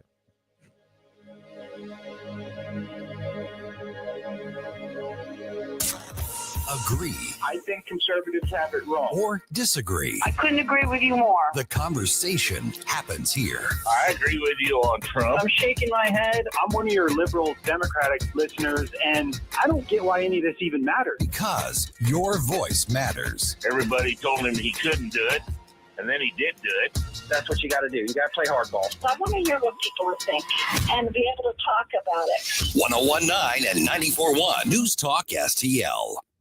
Southern Armory, your hometown gun store. Come and be more than just a customer. Southern Armory, we carry the best guns, holsters, knives, magazines, ammunition, and even food storage. Special orders are welcome. Southern Armory, 1 mile east of 270 and 44, 9901 Watson Road, and southernarmory.com. That's southernarmory.com. Whether you're purchasing your first firearm or adding to your collection at Southern Armory, you're more than a customer, you're part of the family. Follow Southern Armory on Facebook or at southernarmory.com. The Republican Party of the City of St. Louis wishes you a Merry Christmas and Happy Holidays, no matter how you celebrate the season. Join the City of St. Louis Republicans for their annual holiday party, December 18th at PH Rose. There'll be a silent auction, raffle, and plenty of holiday cheer. Go to stl-gop.com to get your tickets and learn more. The City of St. Louis Republicans wish you a joyous holiday season and a prosperous new year. Paid for by St. Louis City Republican PAC, Curtis Farber, Treasurer. I'm Dr. TJ, owner of the Institute of Natural Health, co-owner of Optimal Nutraceuticals, and the host of Wellness 101. Wellness 101 is designed to cut through the nonsense and provide you common sense, science-based information regarding health and wellness. On the show, we discuss topics like thyroid health, gut health, hormone optimization, and many others.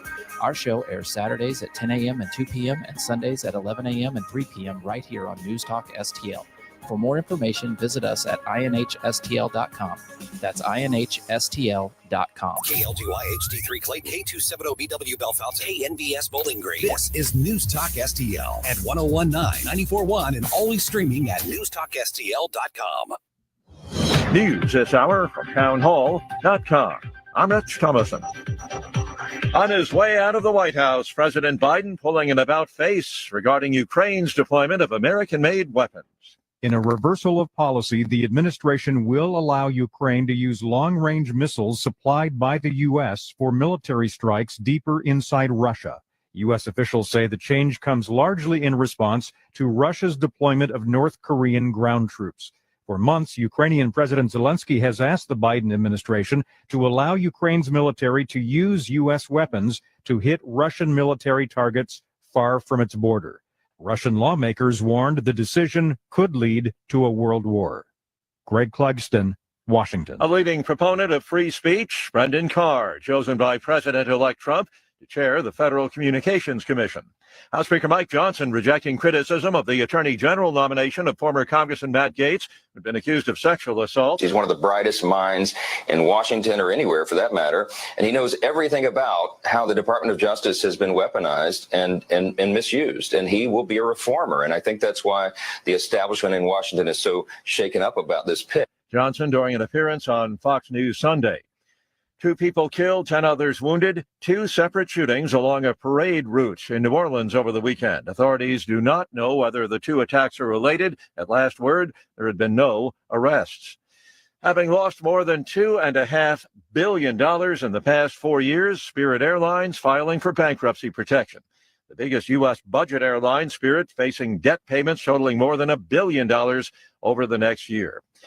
On Wall Street this morning, stock futures have been mixed. Dow futures are down 49 points, while the NASDAQ futures 68 points higher, and the S&P futures are up 5 points.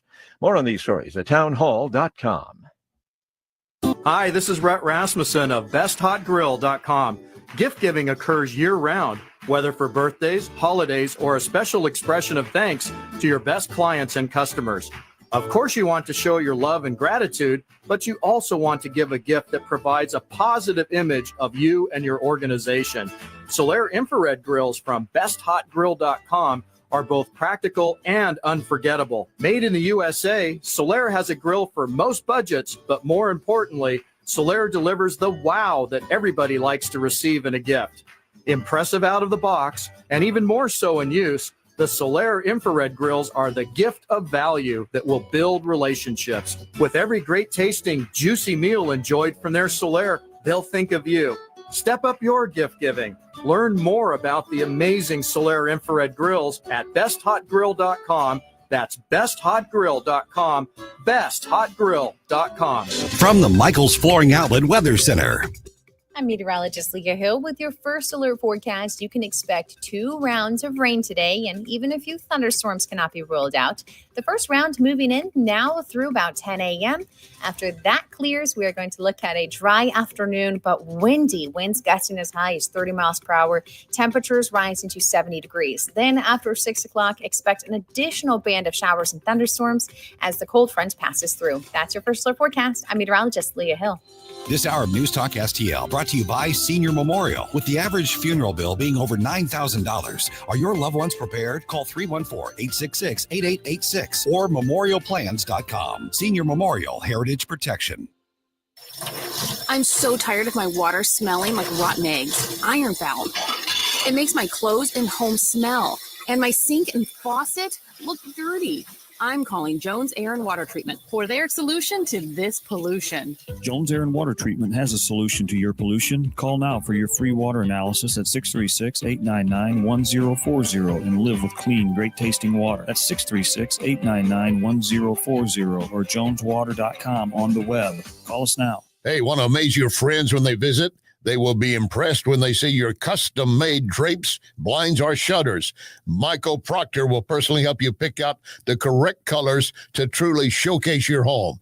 Then he will actually design and personally install everything. No overhead markup. That's going to save you a lot of money on drapes, blinds, or shutters. Call for an appointment at your home. Spell Proctor like doctor.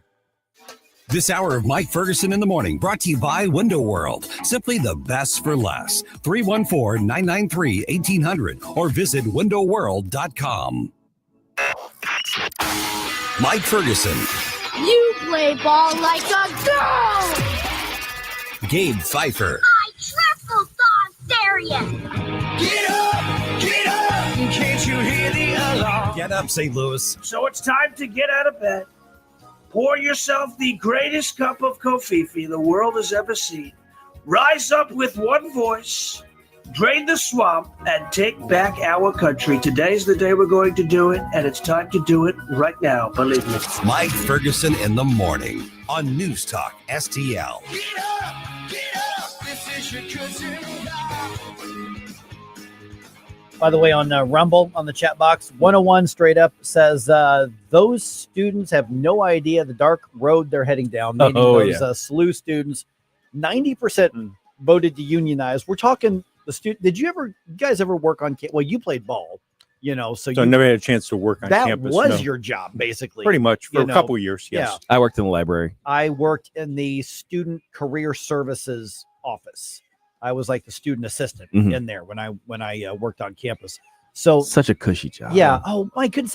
It was so freaking cushy. I did nothing. Yeah, seriously. Basically, it was a way for them to find a way to give students a little bit of money out of some funding they had. I mean, I sat in there and like at one point I'm like literally clipping like job postings. I mean, I was doing nothing. Okay, so for mine, they were reorganizing their collections. So my job was to move the books from that shelf 6 shelves over to this shelf. So my job was shifting books. I'd take books off the shelf. I put on a little cart. I'd go, 20 feet this way and put them back up on the shelf to make sure they were in order. The gruntiest of grunt work. It was so silly and cushy and whatever. And I got paid pretty. Actually, I mean, the rate at the time was actually really, really good. See, Kathy maintains that I still have trouble finding the library. But yeah, I mean, so 90% of them vote to join the auto workers union because they want better pay and condition. Be glad that getting it's so stupid on campus. I mean, geez, how stupid is that? All right, why not the pipe fitters union? Yeah, really, exactly. Well, hey, look, those universities ought to have fair wages for the expertise those kids are bringing to their job in the student union. Oh God. All right. Doing a little, I got my times mixed up. We're talking to Tim Jones at 7:35. Right. We're doing that. So, all right. So little mental exercise Monday here. Mhm. Okay. So let me tell you what I'm not doing. I'm really not trying to start a fight over the Gates soon to be nomination. Right. And so as far as Gates, but I kept thinking about this story and a bunch of other stories over the weekend, things that we're debating here. And I'm like, what is it that's not sitting right with me on this? So 314-912-1019. I've got the Rumble chat box up. You got Twitter, Facebook up. Yep. Okay. By the way, News Talk STL's newsletter that comes out on Wednesdays. You've got time to make sure that you're on the list for that. When you sign up for the list, you get one thing a week. You get that newsletter, and we do not sell your information to anybody else, but you're going to really enjoy the newsletter because we look for content. Some of it is something that's really good. You may have missed here on the air, but there's a lot of content created just for that newsletter, just for you. And you'll also be the first to get announcements of upcoming station events. And early in 2025, there will be some station events that we will be telling you about here. Okay. So let's do the mental exercise thing here. And the Gates nomination or soon to be nomination is I think an interesting one. So what we have here, just to set the frame, and everybody knows what this is that you've got Matt Gaetz, who has been under investigation by the House Ethics Committee. Among the accusations are that he was his sexual misconduct with a minor. I don't know if it's true or not. And then that report has been done. So there is a report on the investigation. Whatever they found, he did it, he didn't do it. I don't know. Whatever it is. There was an initial DOJ investigation. Yes. Which was dropped, correct? I thought that one was dropped. I think so. There was some sort of criminal investigation, but that was dropped. The criminal, right. Yeah, exactly. The criminal one. And so they've got this ethics investigation now. Well, Matt Gaetz, once Donald Trump says, I'm going to pick him for attorney general, he resigns from Congress right away, which means he's no longer under the jurisdiction of the House Ethics Committee because he's not in Congress anymore. Right. Okay. So I'm thinking, okay, we talk about the flip test all the time. Yes. Are we willing to do the flip test on somebody ostensibly on our side?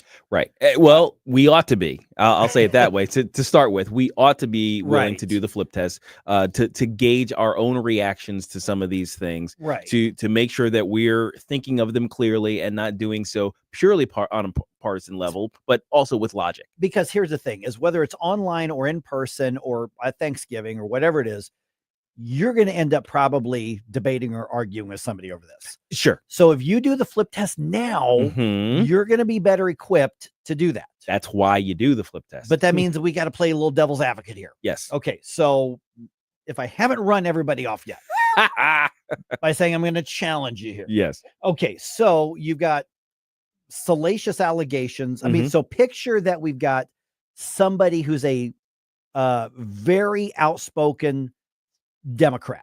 Right. I mean, you're talking an AOC type, a Hakeem Jeffries type, a Eric Swalwell type, somebody like that. Yeah. Okay.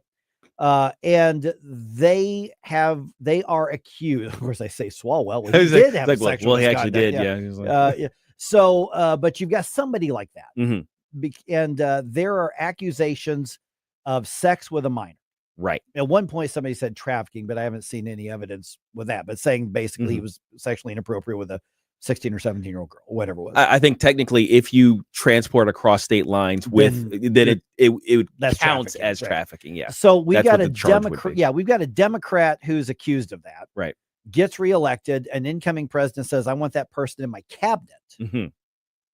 How do we look at it? And that person quits and is no longer under the jurisdiction, but there is a completed investigation of that person.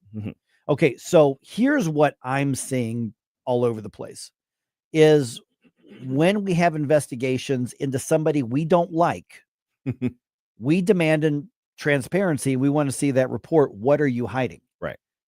When we have investigations into people that we do like, well, I don't believe it. It's a witch hunt. They're out to get them. Right. Could that be what we have here? 314-912-1019. I just want to see the facts. Yes, of the case. And I always want to look at the mitigating factors too. Okay, so Right. because context actually does matter. So if we also took into account the idea that there was a criminal investigation that was dropped for lack of evidence. Yeah. But there was a committee investigation that somebody's wanting to expose. So it was like, well, okay, well, if whatever the committee found or whatever the criminal found wasn't enough to rise to the level of actual criminal activity, what value is the committee's findings, If anything, and it may be none. Right. Yeah. So because the thing is, once you bring up allegations, because we've seen this before, allegations are taken often by the public, and this is the court of public opinion, right, as truth, because you don't get the benefit of a jury trial in the court of public opinion. It's more so that you don't get the back and forth with the defense and the cross-examination. All you get is the accusation, right? And that's or usually even enough to an hang somebody. implication. Or even an implication. Someone's like, well, someone has Hegseth has a tattoo that looks very reminiscent of a Nazi symbology. God, did you see that? That it's literally an Orthodox Christian cross. Yeah, I mean, I saw. It's the First of all, Jerusalem I'm like, cross. that dude's got a lot of ink. It's the Jerusalem cross, and he got it in Israel. Yeah, and I'm like, oh, I saw that. And I'm like, you have to work to be that stupid. Yes, exactly. To do that, but the like, thing is, the implication is there, and people, if in ignorance, will simply take the accusation and say, well, wow, there's like there may be some kind of connection there, and I always find trouble with the use of accusations to destroy people as opposed to full-on criminal investigations. Yeah. If this was the other way around and there was no criminal investigation and it's just the ethics report, I'd want to see it. Right. I mean, and if it were because now we're talking about the hypothetical Democrat, right? Leftist Democrat, right? On this show and on all the other shows on this station and on Fox News and Newsmax and Red State and all those, are we right now demanding that release of that investigation? Are we saying we have a right to know is that what we're doing if this is a hypothetical leftist Democrat right now? Let's see, hypothetical leftist Democrat under investigation by a hypothetical right-leaning justice system. Right. Jim Jordan's investigating. And Jim Jordan, not just the congressional, but also the criminal. Right. It would be a Republican DOJ investigating a Democrat nominee or a pick. Right. And if that opposite party DOJ decides to drop the charges, I was like, well, okay, well then, why do I even need to bother with a congressional investigation? That's my thinking. Yeah. So. You have to sit there and go, oh, let's be honest with ourselves. Now the sphere, how would we be reacting? Now the right-leaning sphere would probably be up in arms about it. And this is often where I kind of, because I'm not as quick to jump on these things as a lot of my right-leaning peers in the public sphere. Yeah.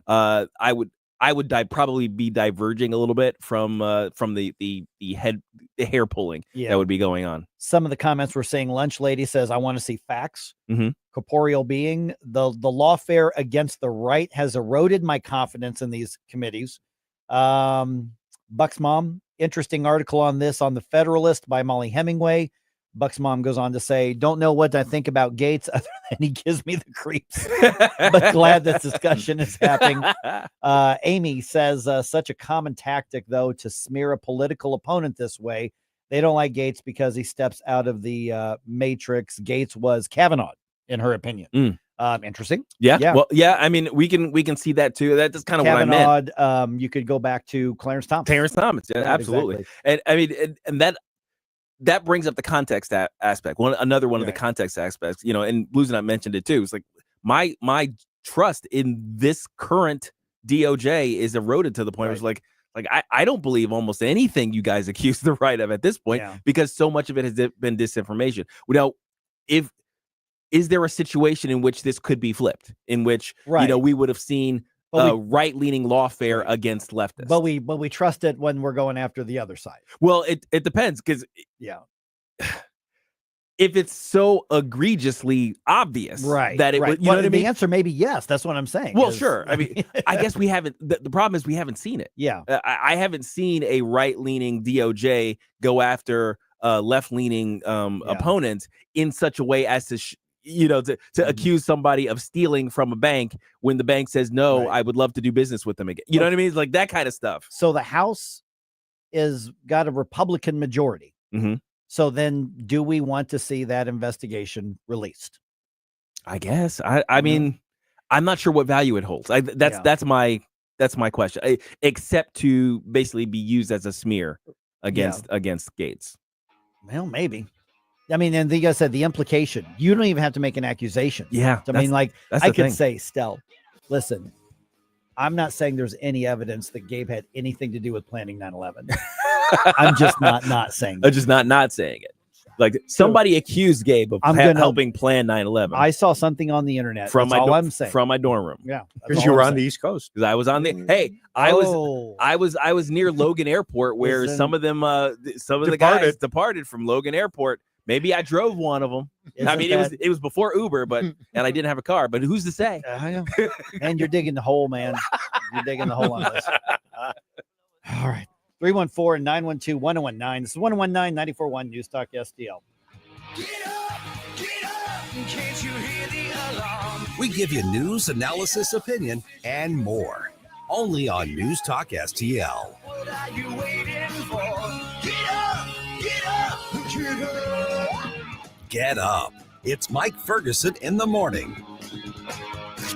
On the next Larry Connors, USA. The Trump haters are looking for any way they can to destroy Trump and his new administration. The war continues. Larry Connors, USA. Now, weeknights 6 until 8 on News Talk STL.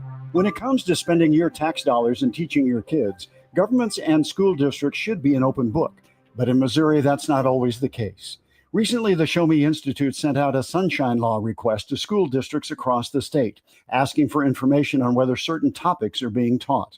Specifically, a controversial one called critical race theory was included in the list. Many districts didn't respond. Some wanted to charge large fees to process the documents. Lee's Summit outside Kansas City wanted over $35,000. A rural district, Morgan County, wanted $15,000. The Sunshine Law does allow charging a reasonable fee for sending out information, but there's nothing reasonable about $35,000 or $15,000. These districts should want to be transparent about their curriculums. Taxpayers deserve to know what their kids are being taught. Learn more at showmeinstitute.org. The Show Me Minute has been brought to you by Show Me Institute and Show Me Opportunity. Jewels on Hampton and St. Louis Hills is paying some of the highest prices on gold, silver, diamonds, semi-precious colored stones, coins, flatware, and fine watches on site. Jewels on Hampton is a premier jeweler featuring Alvanza's jewel art designs with an exquisite selection of diamonds, semi-precious stone jewelry, and vintage watches. Their expert design team can restyle your jewelry to today's contemporary style. They also do jewelry and watch repair. Need extra cash? Jewels on Hampton is paying some of the highest prices on gold, silver, diamonds, semi-precious colored stones, coins, flatware, and fine watches. Bring in your collectibles and clocks and sports memorabilia and figurines too. Jewels on Hampton, 4506 Hampton, just 3 blocks south of Chippewa, and jewelsonhampton.com. Call them at 314-752-5000, 314-752-5000, and jewelsonhampton.com. Jewels on Hampton. 1019 and 94.1 News Talk STL. Live and local. Listen to what those local folks are telling you. News Talk STL. Dan Bongino here. Keep it on News Talk STL because my show starts at 11 a.m. Right now, it's back to Mike Ferguson in the morning. By the way, a championship trophy is coming to St. Louis. I'm going to give a shout out here in just a minute. Okay. Yeah. We need a little bit of good news. Yeah, in on this sports. rainy Monday. Exactly. All right. Our own Tim Jones is going to be with us at 7:35. Man, Missouri is going to be well represented in the incoming Trump administration. Oh, yeah. And I don't know that Donald Trump's done with Missourians. He may be there's taking another one. big name that could be. So I'm going to get Tim's take on that. And also, the more I just keep thinking about, Justin Sparks, and his shining the spotlight on a corrupt system that basically everybody acknowledges is happening, but we're supposed to go stop. It's just the way things are. Yeah. So, and get Tim's take on that as well. It is 7:22 right now. Last word on the Gates thing from Allison on Facebook. Don't you think if they had some good evidence on Gates, they would have taken him down already? Yeah, see, that's a fair question. I mean, and the thing is, like, if the ethics report says we got nothing, or we've only got circumstantial, or we've only got accusations, right? That helps him, and the criminal disappears, right? Yeah. So I don't know. Maybe there's some other creepy aspects of it. I don't know. That it's like there's always a little nuance on a lot of these things, right? By the way, in about 8 minutes or so, we've got Larry Connor's USA commentary coming your way. I don't know what the total content is, but I did get this text from Larry just a minute ago. Snow White still hates you despite the apology. I know exactly what he's talking about. I know exactly what he's talking about. And yes, entertainment, our entertainment space has become another battleground in the culture war in a big way. And I think his commentary is going to. So that came up on Rumble too. Let's get to that in just a second here. But real quick, just because, you know what, let's throw a little good news out there. And yes, I know about this because I'm involved in old man baseball here in St. Louis. But one of the teams from St. Louis this past week played in the 60 and over World Series down in Fort Myers, Florida. Yeah. 60 and over. Wait a minute. I think one of my buddy's dads plays on that team. Bill Cleveland, whom you may know from other radio stations in town. I know that name. Great young guy who's written a lot of travel books over the last few years. His dad plays on that team, I believe. Does his dad play on the 60 and over Patriots? I believe so. Well, how about that? If he does, congratulations to go. the St. Louis Patriots of the 60 and over. They actually, a version of the Patriots went and played in 2 or 3 different age groups, but they won the AAA division World Championship, National Championship this past week in Fort Myers, Florida at the Roy Hobbs Baseball World Series. Wow, that's great. Well done. And that's where you usually go. That's where this is the tournament. I mean, not the 16 over division, obviously, but yeah, this is where I play late in the year. I didn't this year because it conflicted with the election, so I couldn't play this year. But that is the only St. Louis team to win a championship. Oh, nice. Okay. Year. Now, the 70 over tournament's happening this week, just so you know. This is baseball. This is actual hardball. 90 feet, bases, 60, the whole 9 yards. But yeah, so the 60 and over St. Louis Patriots won the AAA, and AAA is the second to highest level. Nice. Of that tournament. So that is a really, I mean, to win any of them is a big deal. But I want to congratulate the guys for winning a national championship. Yeah, it's a great accomplishment. It really is. I've been playing baseball since 1978. I've never won a championship. That is how hard it is to win a championship in any particular sport, especially baseball. But they pulled it off. And you know what? I think that deserves a shout out on the radio. Oh, yeah, absolutely. Okay. Well done, guys. Amen to that. The entertainment thing, because we're really interested to see what Larry's going to say here in just a few minutes. We were talking earlier about the what was clearly a staged fight with and there were several comments saying, why would you give money to Netflix when they hate you, conservatives? And that was lots of comments going. I forgot who put that on there, but yeah, because Netflix, gotten into bed with the Obamas, and they have a lot. I mean, on one hand, it's a streaming service like any of the others. On the other hand, they've been pretty active on some things. Absolutely. And so the entertainment industry is in that weird spot where, for some reason, they think it's their job to shape culture. And then when culture says, screw you, now suddenly like, well, we really do kind of like their money. Maybe we should actually just market to our customer base and give them what they want. That's crazy talk, Mike, because you have to make sure that your customer base are on the right side of history. So in order to do so, you need to present to them all of the truths that are real on, from the leftward perspective, so that they can understand capital T truth, so that their truth can be in line with the truth, which happens to be your truth. Like, I think that's how that works. So here's the thing. Here's a little secret for you. Rachel and I, every once in a while, we've got to go through and just see what are we paying subscriptions for and just get rid of a bunch of stuff. And I bought a TV for the basement. We just kind of upgraded we've got a finished basement, but once her boys moved out, we made it into kind of a guest apartment which is essentially turned into my hangout area. Yes, with Punky. With Punky the cat. That's like, she's claimed that, so she lets me hang out with her down there. And I got this TV. I went over to Best Buy and just got, wasn't that expensive. And you know what I found out? And this is what Netflix is finding out. What? There's plenty of competition out there that you don't have to pay for. Yeah. Imagine that. You can go to Tubi. You can go to Freevee. You can go to Plex. You can go to any of these, YouTube, and not buy a subscription. And you've got thousands and thousands of options. So, does Netflix have like the big name stuff? Sure. Occasionally. It does. Yeah. Guess where it all ends up 2 months from now on all of these things that I just mentioned. Yes. Amazon Prime has that. So I think it is interesting, so I can't wait to hear what Larry has to say, but it was pointed out, like, as somebody said, yeah, I got the subscription, or I paid for the pay-per-view on Netflix or whatever. Or basically got it for a month and you're right. going to, Yeah, I did. Did you have to pay extra for Netflix, or was it just on Netflix? I thought it was just on Netflix, but maybe not. I don't know, because I currently don't have Netflix. Yeah, I didn't watch it. Yeah. So, but I saw enough clips on Reels to know what happened. Yeah. But I thought it was an interesting point, because at some point, and this is why I am such a free market believer, at some point the free market can punish even the biggest, worst actors. Oh, yeah. Now, can they overwhelm the system for a long period of time? Sure. Absolutely. That's why I want government out of all of these things, because if we keep government from doing cronyism, then the free market does bring balance to things, and the market empowers us in ways that government cannot. Government empowers the few who are connected to the elite.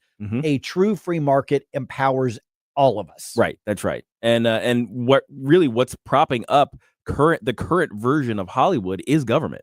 When you really think about it, between all of the subsidies, the fact that they're in bed with the various unions and all of those things, that's what's been keeping the gravy train for current version of Hollywood rolling, in spite of the fact that they've been losing money hand over fist for a good long while now. Why have they been doing that? Because they basically decided to start talking down to the customer base. By the way, Lunch Lady says Pluto. That's a good one too. Oh, yeah. Yeah. So all of these, and they have hundreds of like live channels as well. Yes, that's right. It's like TV. It is TV. I mean, it's just, you could do that, and they've got movies, and they've got all of that on there, and you don't have to pay anything for it. So Netflix can just make a choice to say we're too big to fail, or, oh man, we're losing market share. Yeah. Right. So we'll see what they decide in the coming future. Right. So far, they've just been constantly doubling down. Yep. All right. 314-912-1019. All right. Missouri, in particular, is being pretty well represented in the incoming Trump administration. Why do you think that is? Former Speaker Tim Jones going to be with us in about 4 minutes. Give us his take on that. And right before that, Larry Connors, Snow White hates you despite the apology. What is that all about?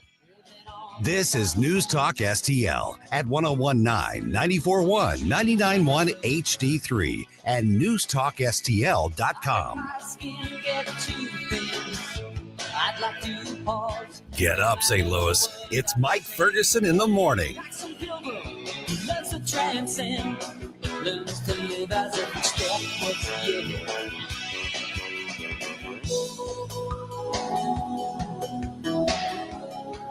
From the Michaels Flooring Outlet Weather Center. I'm meteorologist Leah Hill with your first alert forecast. You can expect 2 rounds of rain today, and even a few thunderstorms cannot be ruled out. The first round moving in now through about 10 a.m. After that clears, we are going to look at a dry afternoon, but windy. Winds gusting as high as 30 miles per hour. Temperatures rising to 70 degrees. Then after 6 o'clock, expect an additional band of showers and thunderstorms as the cold front passes through. That's your first alert forecast. I'm meteorologist Leah Hill. Ready to soar beyond your limits? The U.S. Air Force and Space Force offer more than just a job. It's a launch pad for your future. With over 200 career paths, competitive pay, benefits, free education, 30 days paid vacation, and a chance to travel the globe, all while serving your country with pride. Your journey starts here. Call Jeremy Jefferson in St. Louis at 314-295-6834 or visit airforce.com and spaceforce.com today. Larry Connor's Commentary, brought to you by Vincent's Jewelers, offering a wide selection of jewelry, including lab-grown diamonds, affordable earrings, bracelets, necklaces, and rings, up to 75% off their natural counterparts. Visit vincentsjewelers.com. This is Larry Connor's Commentary on News Talk STL.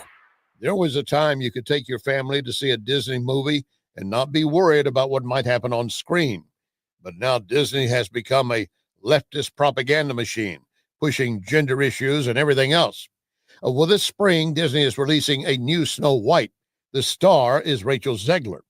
Last year, she trashed the old Snow White movie, saying that the prince character was a creepy stalker and adding that women no longer crave romance. That got some backlash, but Disney got through it. Then came Trump's election and win. Then Ziegler fired another torpedo, saying, I hope Trump and his supporters never know peace. Well, that one has to be dealt with. So she's now writing an apology, saying, I'm sorry, I let my emotions get the best of me. So, do you accept her apology? Are you now willing to spend money to support such a hater? And, of course, Disney's progressive agenda. And by the way, while we're talking about diversity, equity, and inclusion and everything else, the original Snow White was called Snow White and the Seven Dwarfs. I haven't heard that being an issue so far. Get more Larry Connors on Larry Connors USA. Tonight at 6 on News Talk STL. My sponsor, Wellington Environmental, has helped thousands deal with hazardous materials. Hospitals, offices, schools, even homes. Here's something new. Wellington now offers dustless blasting. This is just like sandblasting, but without all the dust and emissions. Wellington uses everything from ground glass, walnuts, corn, even dry ice pellets. One university had Wellington remove their parking lot striping because dustless blasting is fast and it does not damage the concrete. So as a business or homeowner, I'm sure you could use this process. Industrial tanks, swimming pools, graffiti on buildings. And in fact, Wellington is blasting a Texaco station that will be revised as an historic building. Check the website for details and photos. WellingtonSTL.com. WellingtonSTL.com. Getting new flooring can be exciting, or it can be a hassle. To make sure you have a great experience, use Michael's Flooring, like I did.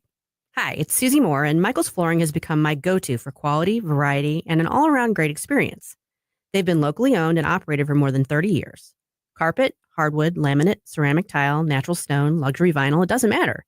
Michael's Flooring is ready to help. 3 locations to pick from: St. Peter's, Darting Prairie, and Creve Coeur, or online at igotfloor.com. That's igotfloor.com. We talk about race relations. This conversation has completely made me crazy. This is complete insanity. And I'm sick and tired of it. 101.9 and 94.1. I find it to be a conversation starter. News Talk STL.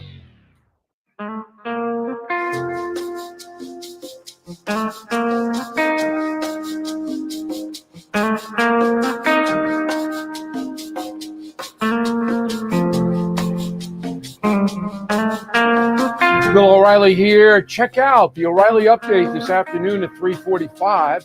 Right now, it's back to Mike Ferguson in the morning on News Talk STL.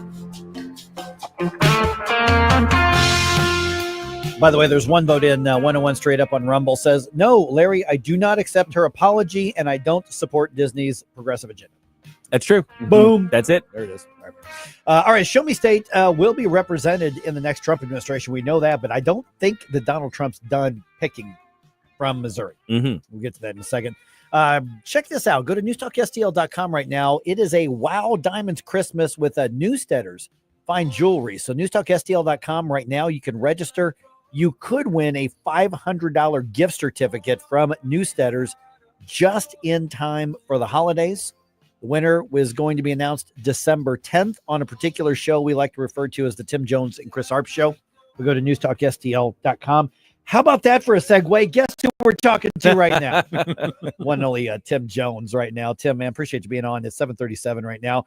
All right, let me start with the fact that Donald Trump is tapping 2 pretty high-profile Missourians for fairly, I mean, we're talking pretty important jobs here. I mean, the incoming Solicitor General is the former Missouri Solicitor General, John Sauer. And then obviously the news happened late last week that Will Scharf, of course, ran for Attorney General, didn't make it, but he's now going to be the White House Secretary of the White House staff. So the staff secretary.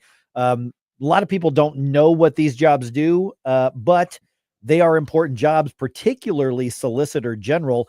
I can't say that our state itself, did anything, cool, but it is interesting that these picks are coming from the Midwest and not the bubble in DC. Well, absolutely. I mean, so much for us just being podunk hillbilly flyover land, right? We're sending Missourians to drain the swamp, and I couldn't be happier. And look, you see Missourians every single week leading the charge on restoring the balance that should exist between the federal government and the states. We call that federalism. It's gotten completely out of whack. You've got Eric Schmidt, you've got Josh Hawley, you've got Jason Smith, my old roommate, leading the charge up there on Ways and Means. He is going to be a very important person over the next couple of years as they renew the very beneficial Trump Tax Cuts and Jobs Act. Beneficial for Missourians and normal people, not beneficial for the government, thank goodness. And then you've got John Sauer, former Solicitor General, I believe here under Josh Hawley when he was Attorney General, and Will Scharf. Will Scharf, fellas, is going to be working in the West Wing. That's what assistants to the presidents do. He is going to be at the highest of high levels.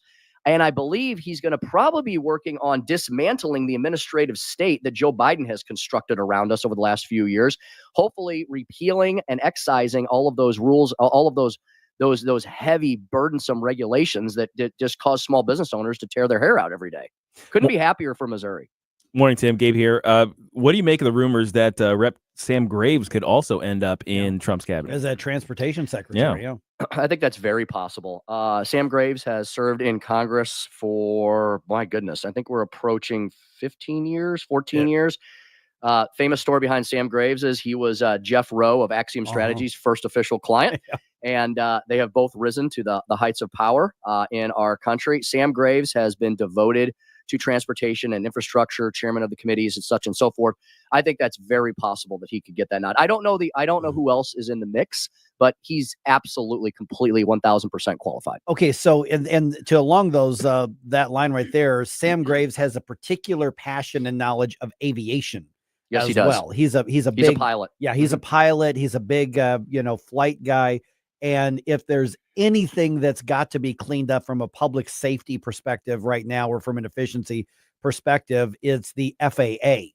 Right now, I mean, there are parts of the FAA that are just a mess. It's not in the headlines, but there's part of the FAA that's just a mess right now. Yeah, you don't think Word Salad Buttigieg has done a good job over the last few years? That guy can talk about anything forever and say nothing. Right? I mean, he and Kamala Harris could have a bloviate off for sure. No, without a doubt. That conversation would go on forever and not accomplish anything. The only thing that would make that interesting is if you put it on the Hot Ones show. Where they had with to the eat, wings, like increasingly hot wings. That's like the only way that would be interesting. See, and we hear comments from the left about, well, so and so doesn't have any experience or anything. What do you think Buttigieg? Which proves filling the point. potholes in South Bend, which he didn't do. He likes trains though. Still, that's a great point. If you look at the qualifications of most of the upper level cabinet positions in Joe Biden's administration, they have none. I mean, they were all university professors, or they ran leftist think tanks, or they were basically, most of them were political operatives. But you know what they had, guys? They could check boxes, right? And that's all. Remember, suddenly, isn't it funny how suddenly meritocracy matters once again to the left and DC Democrats? Everybody's got to be overqualified now. And most of the folks, I know there's been a couple controversial picks, but how come the media doesn't talk about the ones like this that we're talking about, where they are probably overqualified for the positions? The only qualifications that the folks under Biden had were they were of a certain race, sex, gender, or they were men who looked like they were wearing dresses. I'm sorry, Admiral Levine. I'm not sorry. I'm not sorry either. Tim, so one of the things that I've kind of been a little concerned about, not so much, necessarily the qualifications of the nominees or the would-be nominees, but the fact that some of them are being pulled from areas where I think they could have done a lot of good where they were. You know, I think the Speaker Johnson is like, hey, quit picking into my into my majority. I barely here. have a majority. Why are you taking my people away? So what do you make of some of these which may look like a strategic blunder, even if it's a good pick for the cabinet position? Yeah, that's definitely a concern. And elections have consequences, and we have a little bit of breathing room, but not much.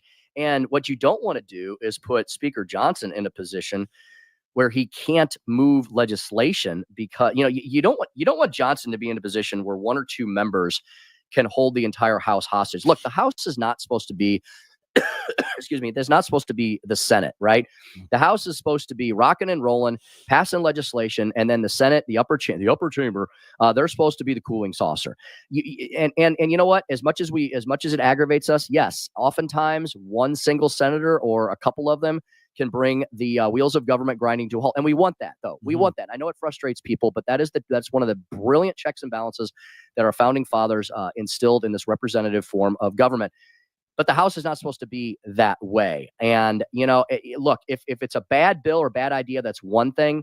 But if people are just taking out frustrations on the speaker for personal issues, then that's another. How about we start getting back to moving good public policy forward? That's what I want to see over the next 4 years. That's crazy talk. Crazy talk. What are you Jones here, former Missouri Speaker? Okay, I got just a couple minutes left here, Tim. Let me ask you about in Missouri. Obviously, with you being involved with the Freedom Caucus here in Missouri, we had Justin Sparks on with us a week or two ago as he really hit the news with his long shot bid to become Speaker of the Missouri House of Representatives.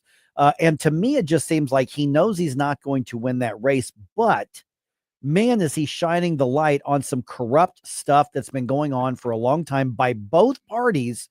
And that is not sitting well. And it's interesting because this last session, when the Freedom Caucus said, we know what you're going to try to do. We're putting initiative petition reform on the headlines right now in January and February. Everybody got mad at him, and it was kind of a pissing match between the establishment and the Freedom Caucus. When Justin Sparks brings up the little white envelopes, when he brings up all of these things that we're not supposed to know about, but that's the way it is, you notice that people are now saying, we better not touch that one because they don't want to go down that rabbit hole. Are they worried about us learning more about what happens in Jefferson City and how it really works, even on the smaller scale of a state government? Yeah, I've been preaching this for years. And, it's one of the reasons why I decided as a former speaker to take on the much more volatile role of state director of the Missouri Freedom Caucus and herd those cats. And it's been a blast. And it's been important. It's been important. Now, if you ask Justin Sparks, and I know him extremely well, and if I know Justin as I know Justin, he fully intends to win this speaker's race. Now, if he doesn't, are there other positive effects that can come out of this? Are there other things that he may accomplish along the way? Absolutely. Look, everything in government, for the most part, I would dare say this is just about every facet of government. When it gets bigger and it gets older and it gets more insidious, it always eventually is in need of reform. And what am I talking about? Well, we have a supermajority here in Missouri. And Mike, because of your experience in this and covering the legislature about as long as my contact with it, you understand all this. And I've been listening to you guys, and you really understand the differences here. With a supermajority, we should be passing everything every year. Somebody the other day said, you know what Mike Kehoe should do? Mike Kehoe should go back and look at the Florida legislature over the last 5 years, every single bill they passed, and said, here's my agenda here in Missouri, right? That's right. And guys, they have a smaller majority in Florida. They have less Republicans. But you know what they have that we don't have, or at least maybe until now, and I hope Governor Kehoe fulfills this role. We haven't had a leader. No offense to Mike Parson, but it seems like he's been more interested in trade missions and Chiefs games than actually governing the state of Missouri. And the legislature has gotten fat, happy, and lazy, right? They're more interested in doing the bidding of the special interests in the bureaucracy than actually doing things like IP reform. Why has IP reform been in the legislature in the General Assembly of Missouri for 7 years and hasn't passed? You know why?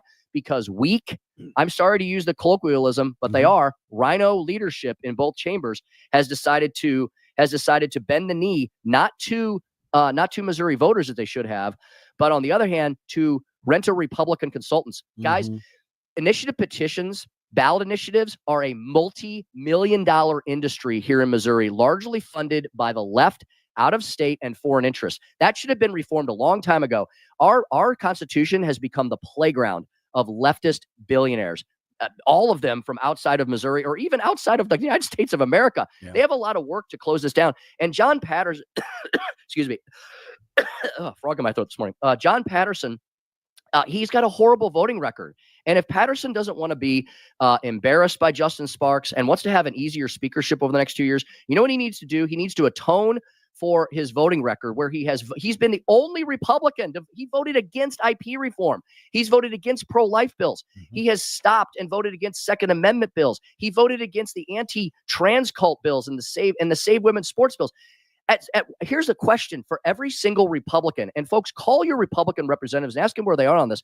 What is the line in the sand by which a speaker-elect or any leader, what is the line in the sand that a Republican leader has to cross for you to say, you know, maybe we made a bad choice here? So I think everybody needs to do a little introspection here and decide what it means to be a super majority Republican legislature in a very deep red state. Donald Trump won this state by 18 freaking points. Yeah. Yep. I guess initiative petition reform, I guess Caleb Brown didn't think that was the right path. I guess not. And you know, and all the statewide. So, you know, what is the mantle? what is the what are Missourians saying? It seems like, you know, we have some strange results on some of these ballot initiatives, but guys, let's remember these ballot initiatives, they are written to pass. Exactly. Right? Yep. They are written to pass. The 2 or 3 sentences that you see on the ballot oftentimes are the exact opposite of what's actually in the 2 or 3 pages of single space text. Yep. All right, Tim Jones, you can hear him with Chris Harps every afternoon, 4 o'clock to 6 o'clock. Tim, appreciate the perspective on this, because the Justin Hicks run for speaker to me is so much bigger than just running for speaker. It is putting a spotlight and some much needed bleach. And the Republicans can be the party that cleans up Jefferson City if they have the gumption and if they have the guts and the will and the character to do it. And I'd love to see that happen this year. That's exactly right, Mike. All Representative Sparks is saying is we have to change the way we do business around here, because we're not following up on the mandate that Republican voters give us every 2 years. Yep. All right. Thanks, Tim. We'll talk to you again soon, man. Thanks, Tim. Thanks, guys. Great to talk. All right. 314-912-1019. You guys realize we're a week and a half away from Thanksgiving? It snuck up. It really did. I'm actually traveling, so I knew it was coming. I knew it was important. I knew it was a big thing, but for some reason it feels weird. Is there like a post-election hangover that Thanksgiving feels different this year? I want to put that out there. I'm sensing like it feels different this year. What do you think? 314-912-1019. This is 1019 94.1 News Talk STL.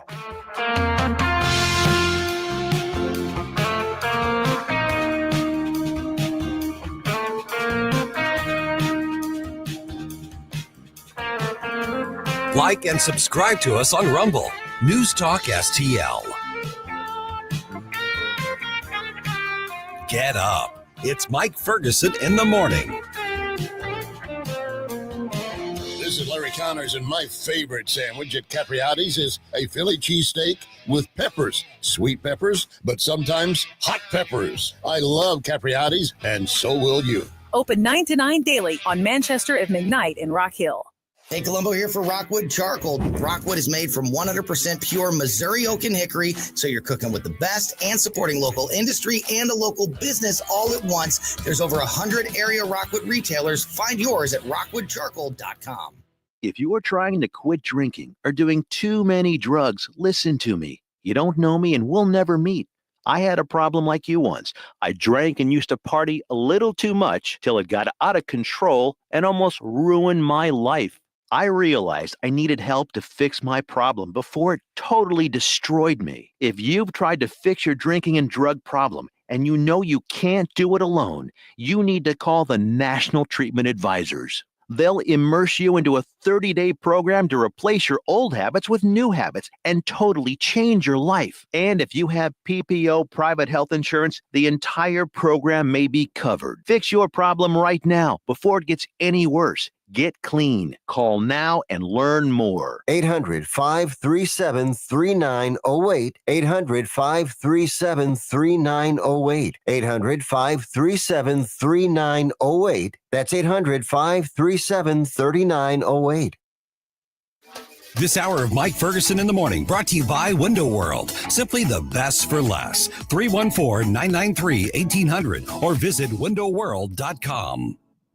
Hey, this is Larry Connors. Make sure you're listening later today at 6 o'clock on News Talk STL for my show, Larry Connors USA. Now, back to Mike Ferguson in the morning. Uh-huh.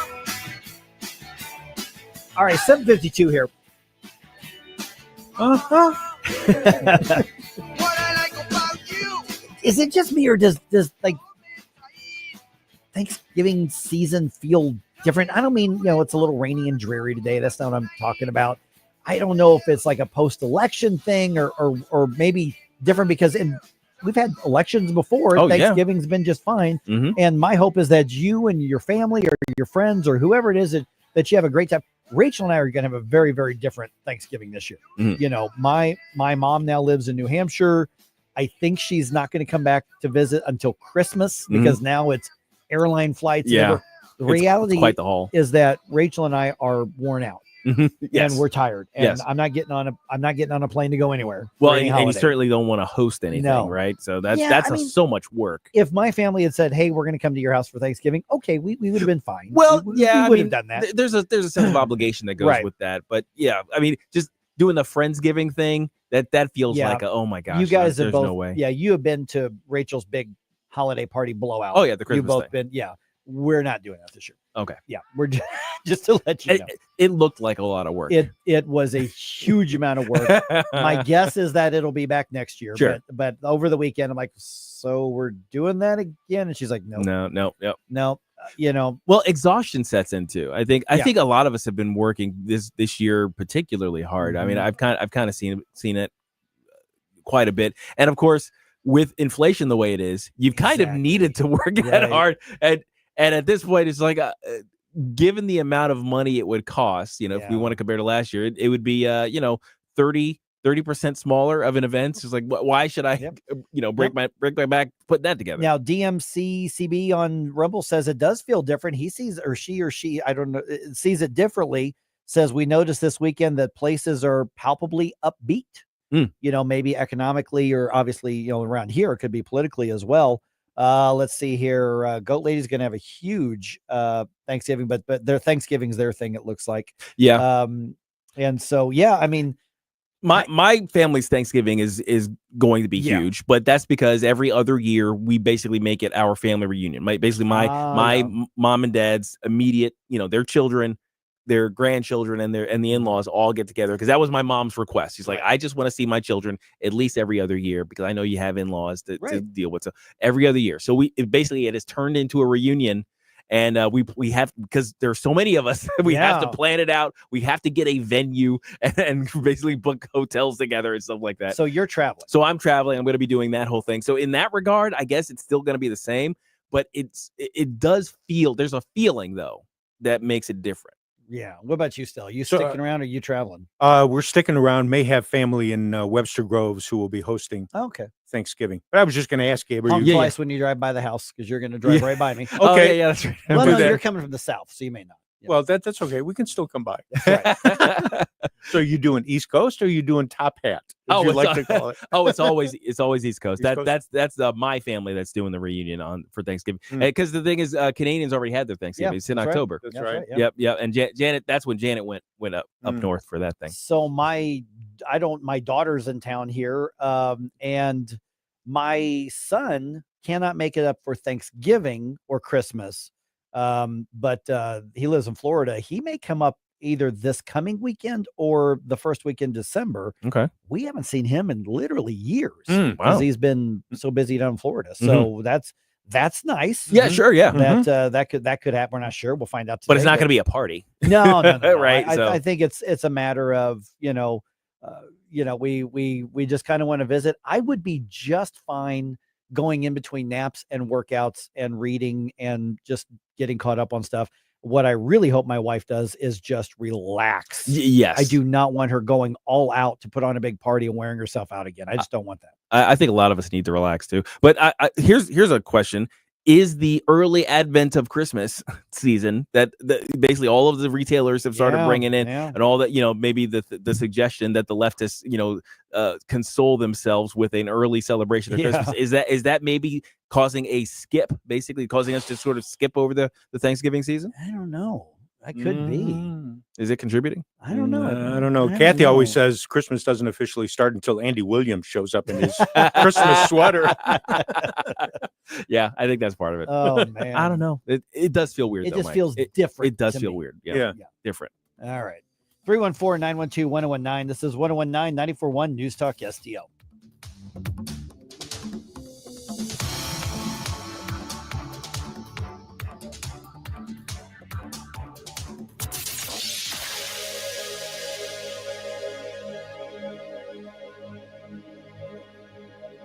Hungry for the best steak you'll ever have? Head to the heart of Moscow Mills and discover Harry J's, a local landmark and family-owned steakhouse, serving up excellence since '98. From mouth-watering appetizers to decadent desserts, Harry J's has something for everyone. Enjoy our extensive bar selection while soaking in our friendly family atmosphere. Whether dine in or carry out, your meal is prepared to perfection. Make the drive to 300 Main Street and treat yourself to a taste of Moscow Mills' finest. Harry J's, more than a steakhouse. We're a tradition.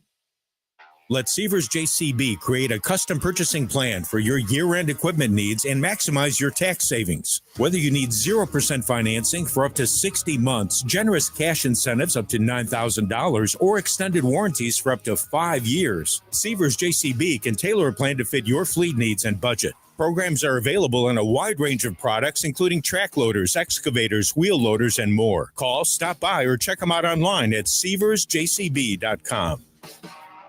News Talk STL is proud to have Doug Voss of Safe Money Radio as part of our lineup each week. Doug has been a staple on the St. Louis radio airwaves for many years as one of the leading financial experts in the area. You can now hear Doug and Safe Money Radio 3 times every weekend on News Talk STL. But in case you miss anything, you can check it all out at DougVossSafeMoneyRadio.com. You could also reach Doug at 844-6766. That's 844-676-7233. Doug Voss is a registered representative. Securities offered through DHL Securities, LLLP. Member FINRA and SIPC. News Talk STL. You can't buy a best friend. You can love them, walk them, pet them, and care for them, whether they want you to or not. You can take a picture or 50. You can fly to the moon, travel the world, or just stay in bed. You can't buy a best friend like that, but you can adopt one. There are millions of pets waiting for a best friend just like you.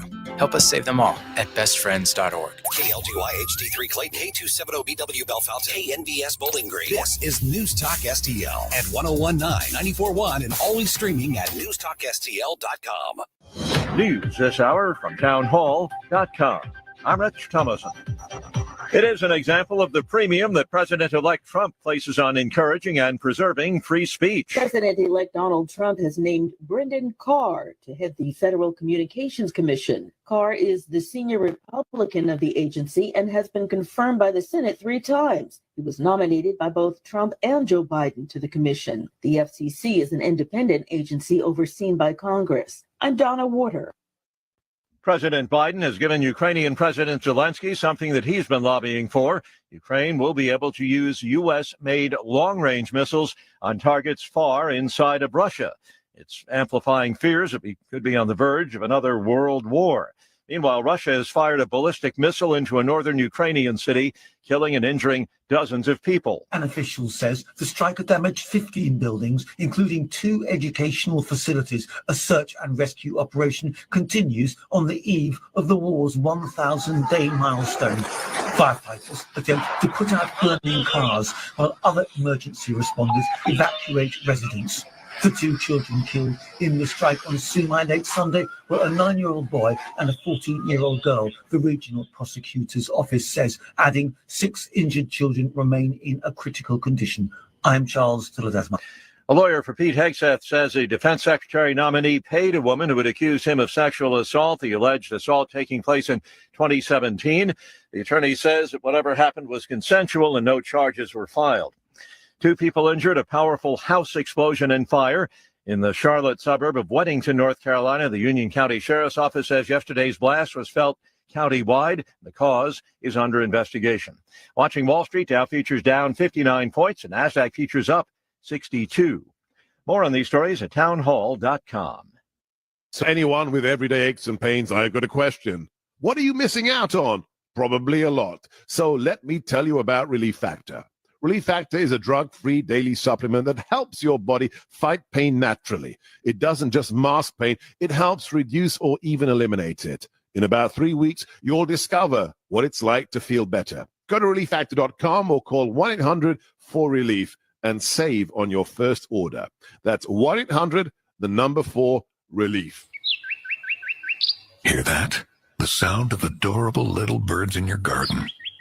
And if you were here, you'd taste the 2 sweet but tiny tomatoes you grew all by yourself. But you're not here. Because your self-care happens when you're riding your motorcycle, protected by Progressive, on your way to the store for a pack of normal-sized tomatoes. So if you ride, switch to Progressive, America's #1 motorcycle insurer, without getting your hands dirty. Progressive Casualty Insurance Company and affiliates, not available in all states. From the Michael's Flooring Outlet Weather Center. I'm meteorologist Leah Hill with your first alert forecast. You can expect 2 rounds of rain today, and even a few thunderstorms cannot be ruled out. The first round moving in now through about 10 a.m. After that clears, we are going to look at a dry afternoon, but windy. Winds gusting as high as 30 miles per hour. Temperatures rising to 70 degrees. Then after 6 o'clock, expect an additional band of showers and thunderstorms as the cold front passes through. That's your first alert forecast. I'm meteorologist Leah Hill. This hour of News Talk STL brought to you by Jewels on Hampton, paying some of the highest prices for your gold, silver, diamonds, and more. Call 314-752-5000 or visit jewelsonhampton.com. Mike Ferguson here. Retirement should be a time you can relax. No more stress from work. But there's one thing you can't forget about when retiring. That's your money. Do you have enough saved to fund your income for life and keep up with inflation? How will you claim your Social Security benefits? And what about long-term care? The ClearPath Wealth Management Group at Stifel is here to help answer all of these questions. You can hear their latest views on the markets and investing during On the Money, hosted by Stifel financial advisors Bob Stockdale and Eric Robert, every Saturday morning at 9, right here on News Talk STL. They can help you get organized, guide you through critical retirement decisions, and create an investment portfolio designed around your needs. To schedule your free retirement plan consultation, go to clearpathinvesting.com. That's clearpathinvesting.com. Or call 636-695-2650, 636-695-2650. Stifel Nicholas and Company Incorporated, member SIPC and NYSE. Mike Ferguson. Are you pretending to be crazy? Gabe Pfeiffer. There's something serious I have to tell you about the future. Get up, St. Louis. Will you guys knock it off? Mike Ferguson in the morning on News Talk STL. Get up! Get up! This is your cousin. Maybe it's because I'm neck deep in it, in all the news, but I am tired of talking about the election. Yes. I mean, I just am. I mean, I know. Listen, I'm going to keep talking about the relevant aspects. Oh, of it. yeah. It's in the news. When things happen, we're going to discuss. Just going to be fun. We'll talk about it. You know, it's like your stance on Christmas. That's right. It's over. Let's move on. But here's the thing: is I've moved on. The election happened. You know, some of the results I like, some of the results, you know. But I moved on with my life. Still got 62 days until Inauguration Day. Oh, and God knows what can happen between now and then. Exactly. But so many on the fringe left has not moved on, and they won't accept what just happened. I want to get to that in just a minute. 8:06 right now. Good morning. Mike Ferguson here. That's Gabe Pfeiffer over there. That's Del Ponticus over there. And I'm pointing as though you can see where I'm pointing on the radio. Real quick, though, did you see that Donald Trump went to that UFC thing? First of all, I did not know John Jones was still fighting. He's been in the game a long time. Yeah, seriously. My goodness. And he won the championship. Sure did. On there. But you know what was really funny is Donald Trump and Dana White are walking out, and then like RFK Jr. is there, and Elon Musk there. Elon Musk was there. if you look in the middle, in between those guys. okay, in the middle of all those guys. Now, first of all, you got Donald Trump, who's like 6'2", 6'3", something like that. Dana White also 6 Dana something. White, who's 6 something and trains, and then you've got Elon Musk, who's also 6 6 foot. something. And then so. But right in the middle is this little tiny guy, and it was Speaker Mike Johnson, who was in the posse. So you got Mike Johnson with his, bro creamed hair and his little spectacles, right in the middle, and he's with Trump and Musk and Dana White, and I'm thinking he looks so frighteningly out of place. You could see he was looking up at everybody, literally, like, I'm really glad I'm in the middle. Some of these people are drinking alcohol around me. I don't know what's happening right now. He looked like a mouse. And I like Mike Johnson, but I'm like, if there were ever a case of somebody out of place, that was it. I heard someone on a podcast last night ask who that person was. Who's the guy in the middle? Yeah, and somebody said, who are you referring to? The little guy with the glasses there. With the big round glasses. Yeah. The meme that should become a meme template, and it'd be like, when your mom tells you to bring your little brother when you hang out with your friends. That's what it looks like. And then I'm going out to hang out with my friends. Like, bring your little brother. Oh, come on. And did you see the picture from Trump Force One? Oh, I didn't see that. Okay, one. So it was Donald Trump Jr. or Eric? I think it was Donald Trump Jr. with Donald Trump, and then sitting at the table, and RFK Jr. and then obviously Donald Trump. Was it which Trump son was it? I think it was Jr. I think it was Don Jr. Yeah, I think it was Jr. And so they're there, and Donald Trump had somebody bring in McDonald's for everybody. Oh, of course. The look on RFK Jr.'s face, the look of absolute because disgust. they're like, take a picture. And how do I fake this? He's like, he was like, look at his face. He was like, I'm not going to eat this garbage. He's holding this thing, and he's like clearly being ribbed and trolled by Donald Trump. There's nothing he can do about it.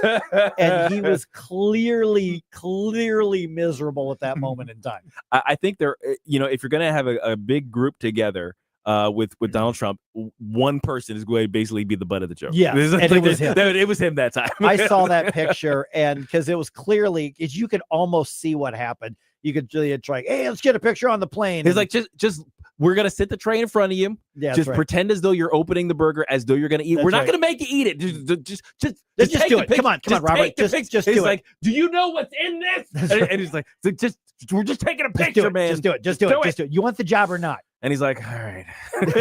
And that's the moment they got the picture with his size. All right. that's what's so pictured funny. there. It's hilarious. Oh yeah. Oh yeah. my goodness. And Don's cheesing up like a mug. Oh, man. he's enjoying the moment like you yes. wouldn't believe. Oh, it's great. Man. Okay, so but now after, we've already done the postmortem on the elections. Sure. Okay. Clearly the fringe left lost. Mm-hmm. I would even argue that to some degree the conservative movement lost. Both got beat by the MAGA movement. That is the reality of it right now. The populism beat the far left, and I think beat a lot of the mainstream conservative movement. And now the conservative movement basically is at a choice of get on board and go along with the populism or not, but the train's moving. You go, you're with it or you're not. And so what the conservative movement does, I don't know. We'll have to wait and see.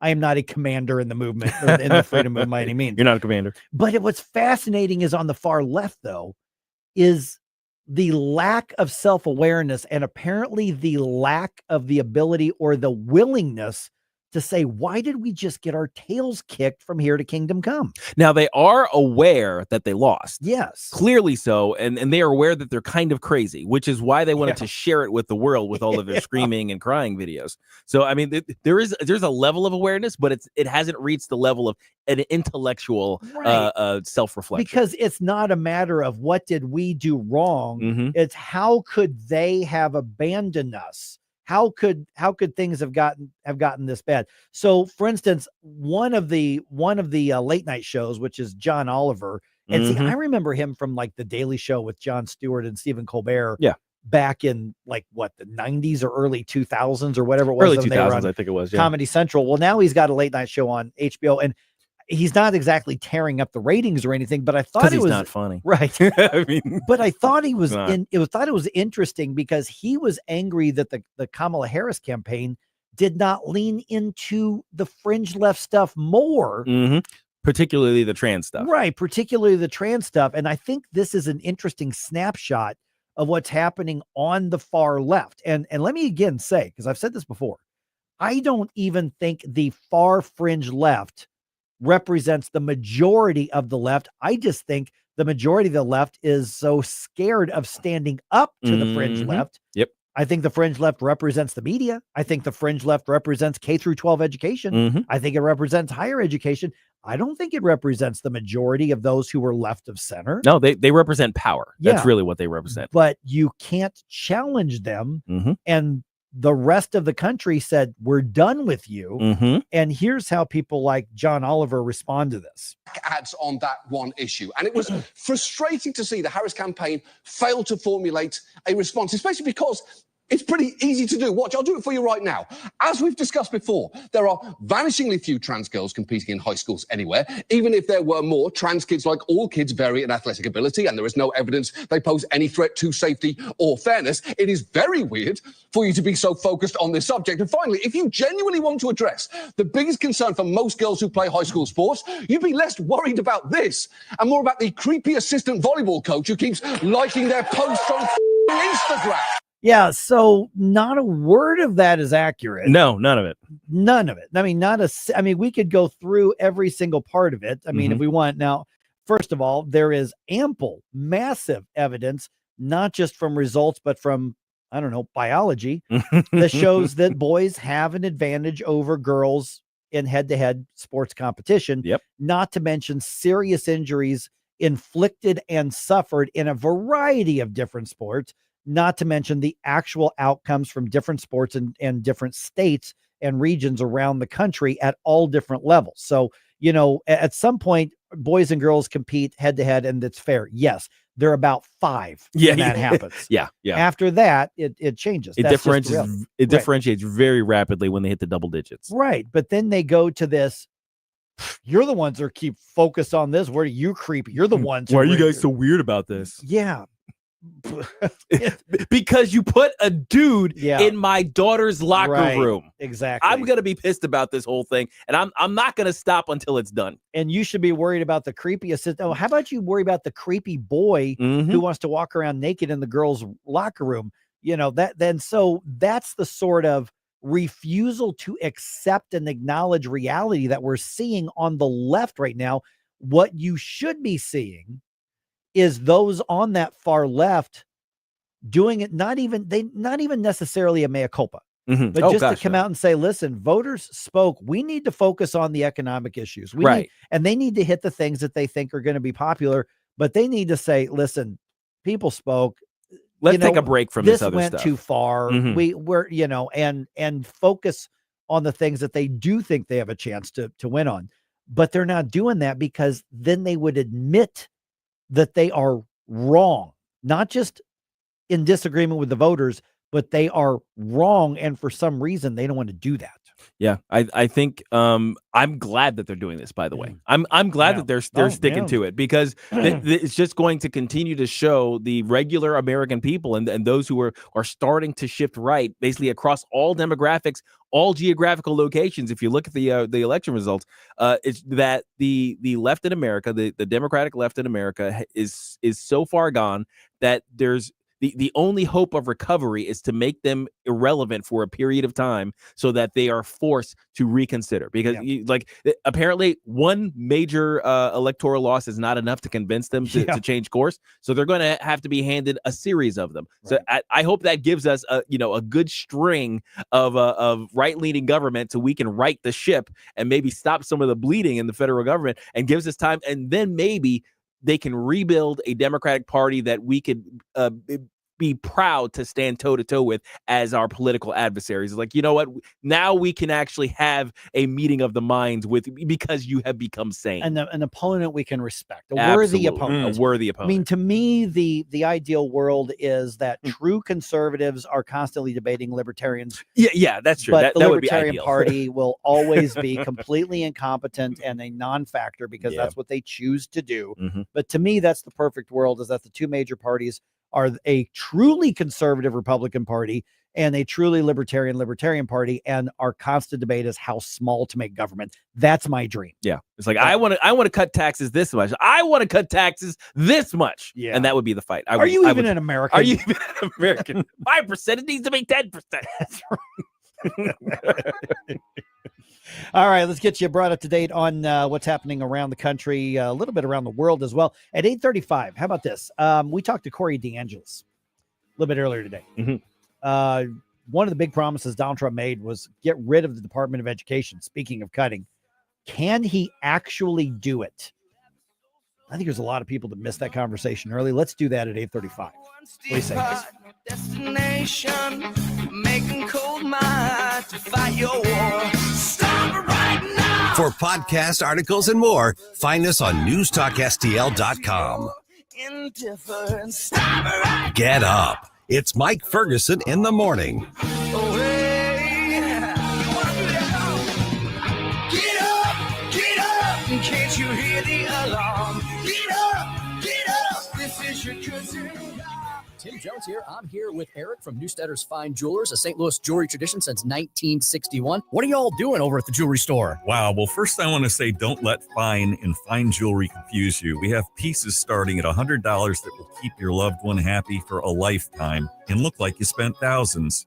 Get started early. We also have a wish list to ensure your loved one gets exactly what they want. And we're also bringing back a layaway program to make your life easier. Newstetter's Fine Jewelry is truly where honesty and integrity meet. We're all about quality at a fair price. Our goal is to guarantee that the gift you give will be loved for a lifetime. Come in and meet our professional staff that will put your needs above all else. There's never any pressure here, just an attentive family that listens and educates you to ensure you're completely happy and the gift you give is perfect. Experience that fantastic Newstetter's difference today at wowdiamonds.com. Newstetter's Fine Jewelers, wowdiamonds.com.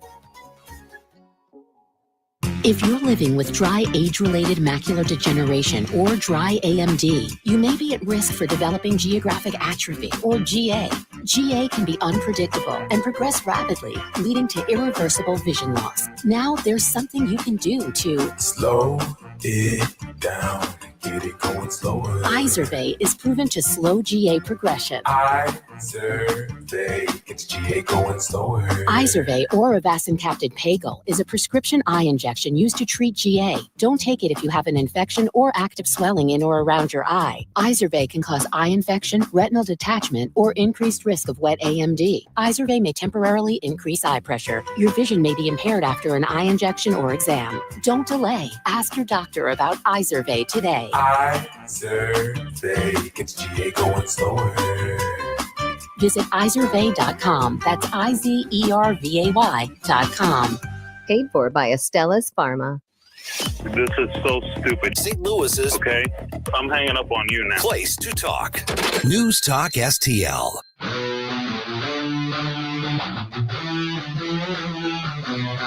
Hey, this is Todd Showalter. Join me on Saturday at 5 as I try to put some fun back into this dysfunctional radio station. It's the Right Mind Show with me, Todd Showalter, at 5 on Saturday. And, you know, speaking of dysfunctional, let's get back to Mike Ferguson in the morning.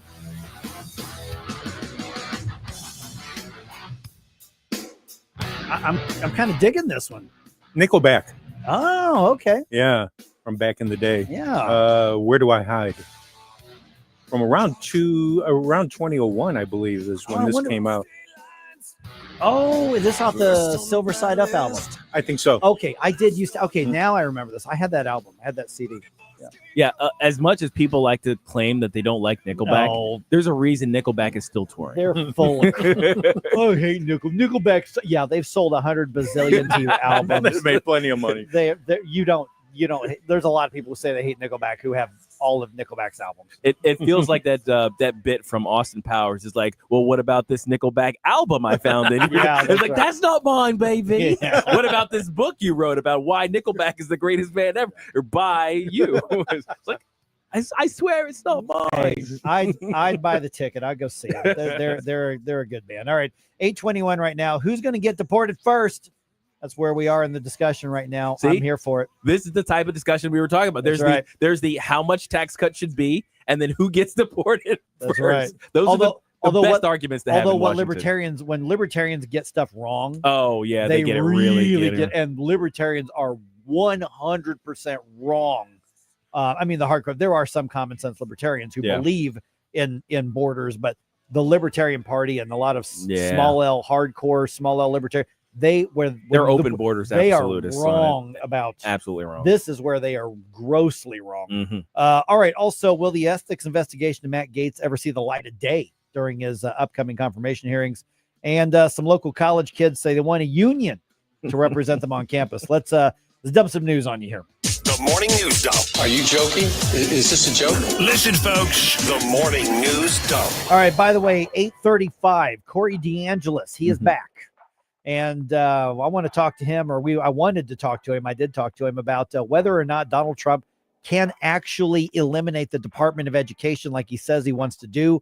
You want to catch that conversation? Let's do that at 8:35. All right. Okay. Let's see here. Of course, Donald Trump also saying mass deportations. I don't know if he's actually said those words, but he has used the words deportation.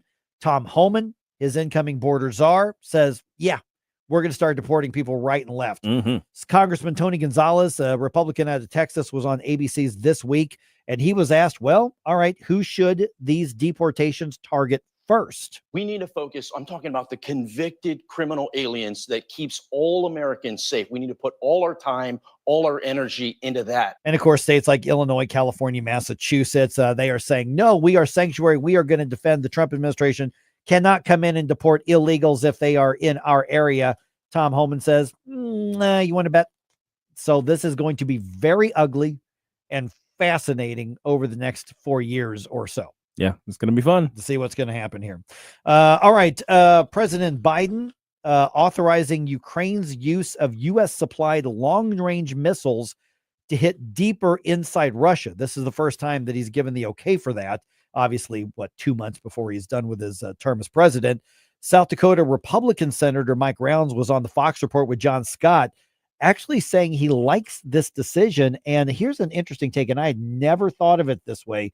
He says, because there's a lot of Republicans and definitely a lot of people in the MAGA movement who basically just, are not on Ukraine's side here in this war, but he's arguing that this might actually give Donald Trump a better leverage position to end the conflict and the war once he gets sworn in. Interesting take here. What do you think? I think this is the right move, and I think it will give the incoming administration, the president-elect, the opportunity to use one more tool if he's able to negotiate with Putin, one more tool that he can use to say enough is enough. You need to find a peaceful solution. Okay, so in recent days, Russia has been hitting power grids, targeting those with their long-range missiles, and U.S. Intelligence officials say Russia has deployed thousands of North Korean troops for reinforcements as well. I had never thought of you got to have a leverage here.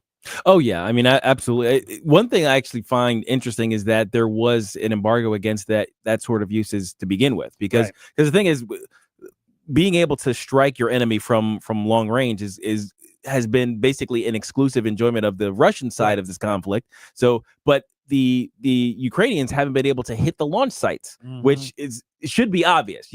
When we look at the the Israeli conflict, they're being fired. Missiles are being fired at them from all kinds of nations. And they say, well, I'm going to take out that missile site. And they do so. So I think Ukraine should have had that ability from a long time ago. So I'm glad that has been a reversal. I'm just curious as to why that was a problem to begin with. Yeah. Where we go from here, I don't know. Yeah. We'll have to wait and see.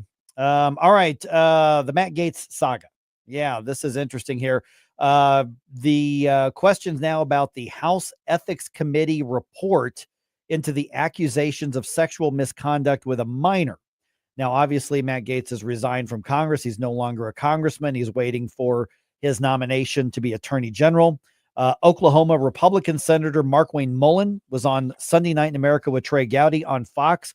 He says, that ethics report is going to come up in the confirmation hearing. There's probably no way around that. I'd be real surprised if the Senate, especially Judiciary, who has direct oversight of this particular pick, which is in Matt Gaetz for the AG, I'd be real surprised if they don't actually get that information from the House Ethics and make it part of their findings for the oversight process. And Matt Gaetz denies the allegations, and the Ethics Committee was supposed to vote on Friday as to whether or not to release that report publicly.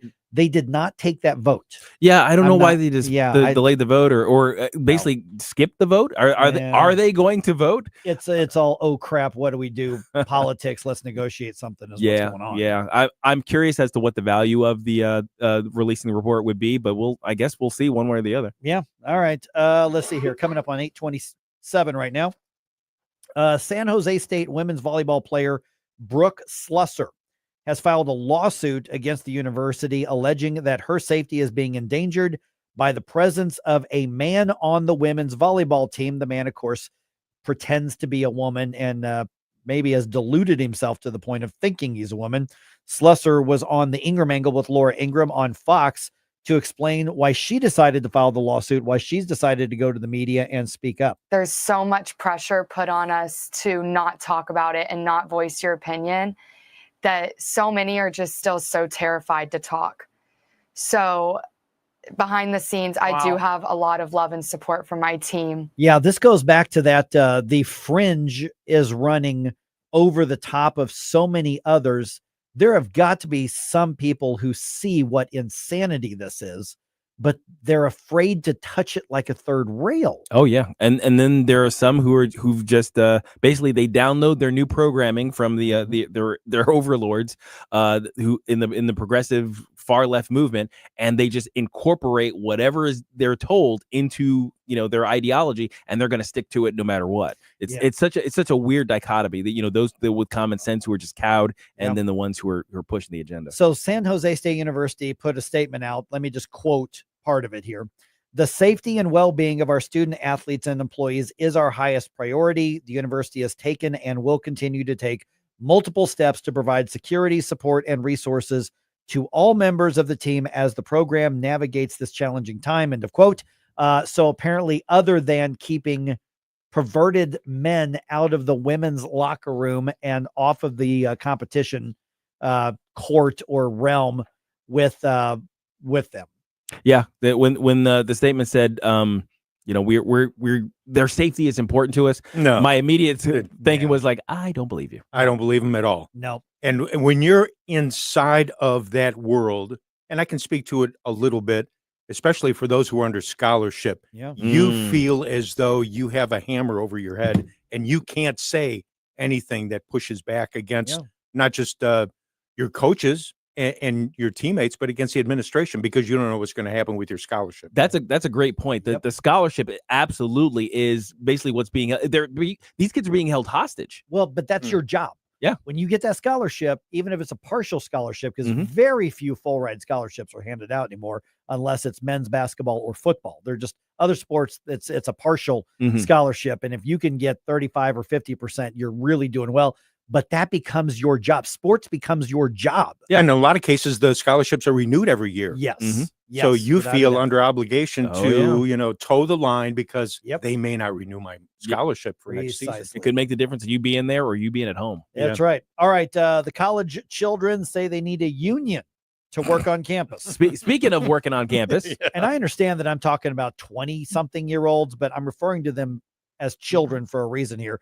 St. Louis University graduate student workers vote to have the United Auto Workers Union represent them in their employment on campus. Yes, because their metal work is very important when they're making copies to their matriculation. Exactly. Yes, absolutely. The new arrangement's going to affect over 500 student workers, student employees, including teaching and research assistants, who apparently just have it so tough on SLU's campus that they need a union. Yes, that lab work is so very dangerous. You could hurt yourself handling I a can't beaker. get this copy machine to work right. Hey, paper cuts, man. Paper cuts. Workers' comp. Oh, Workers' comp.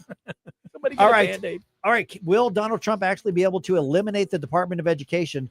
Let's hear from Corey DeAngelis about that at 8:35.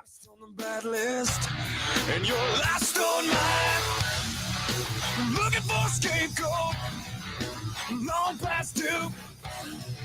Walking down the aisle, Still straight at you. Still ringing, screaming, where do I? Get up, St. Louis. It's Mike Ferguson in the morning. Sit over inside. From the Michaels Flooring Outlet Weather Center. I'm meteorologist Leah Hill with your first alert forecast. You can expect 2 rounds of rain today, and even a few thunderstorms cannot be ruled out. The first round moving in now through about 10 a.m. After that clears, we are going to look at a dry afternoon, but windy. Winds gusting as high as 30 miles per hour. Temperatures rising to 70 degrees. Then after 6 o'clock, expect an additional band of showers and thunderstorms as the cold front passes through. That's your first alert forecast. I'm meteorologist Leah Hill. Fox News commentary. President-elect Donald Trump strolled into UFC 309 with great fanfare. And it's not just fighters and fighting fans that love Trump. Trump fever is taking sports by storm. I'm Tommy Lahren. More next. Success. It's discipline. It's teamwork. It's the drive and passion inside of us that comes before all recognition. It's the best of each of us made better by the best in all of us. It's what Stifel's been doing for over 130 years. And it's why Stifel is one of the fastest growing global wealth management and investment banking firms in the industry. Stifel. It's where success meets success. Start your journey at stifel.com. That's STIFEL.com. Stifel Nicholas and Company Incorporated, member SIPC and NYSE. Trump loves UFC and UFC loves Donald Trump. There's no doubt about that. But it's not just UFC. Trump mania has taken over sports, and unlike the constant Taylor Swift cutaways, viewers and sports fans are loving it. While the MAGA hat is the gold standard of visible Trump support, the new and fresh way to show your subtle but proud support of Donald Trump is the Trump Shuffle. The Trump Shuffle is a play on Donald Trump's very specific style of dance. The little dance and what it signifies has not only gone mainstream, but also international. From the new UFC champ to the 49er star Nick Boza, the Trump Shuffle is catching on, and there's no denying it. But it's bigger than a dance. It's a message to mainstream media and the wardens of cancel culture that Trump supporters, conservatives, and Christians will no longer hide our beliefs for fear of backlash. I'm Tommy Lahren, and you can watch my show, Tommy Lahren is Fearless, at Outkick.com. Need reliable auto service from people you can trust? Look no further than Western Tire and Auto. For over 15 years, we've been your complete automotive repair center, family owned and operated, with owner Dean Cleathermes bringing 30 years of industry experience. At Western Tire and Auto, you're not just a customer, you're family. We promise 100% satisfaction, treating you with the transparency, respect, and honesty you deserve. Visit us in St. Peters or in Florissant. For appointments, call or check westerntireauto.com. Western Tire and Auto, your local automotive experts since 2008.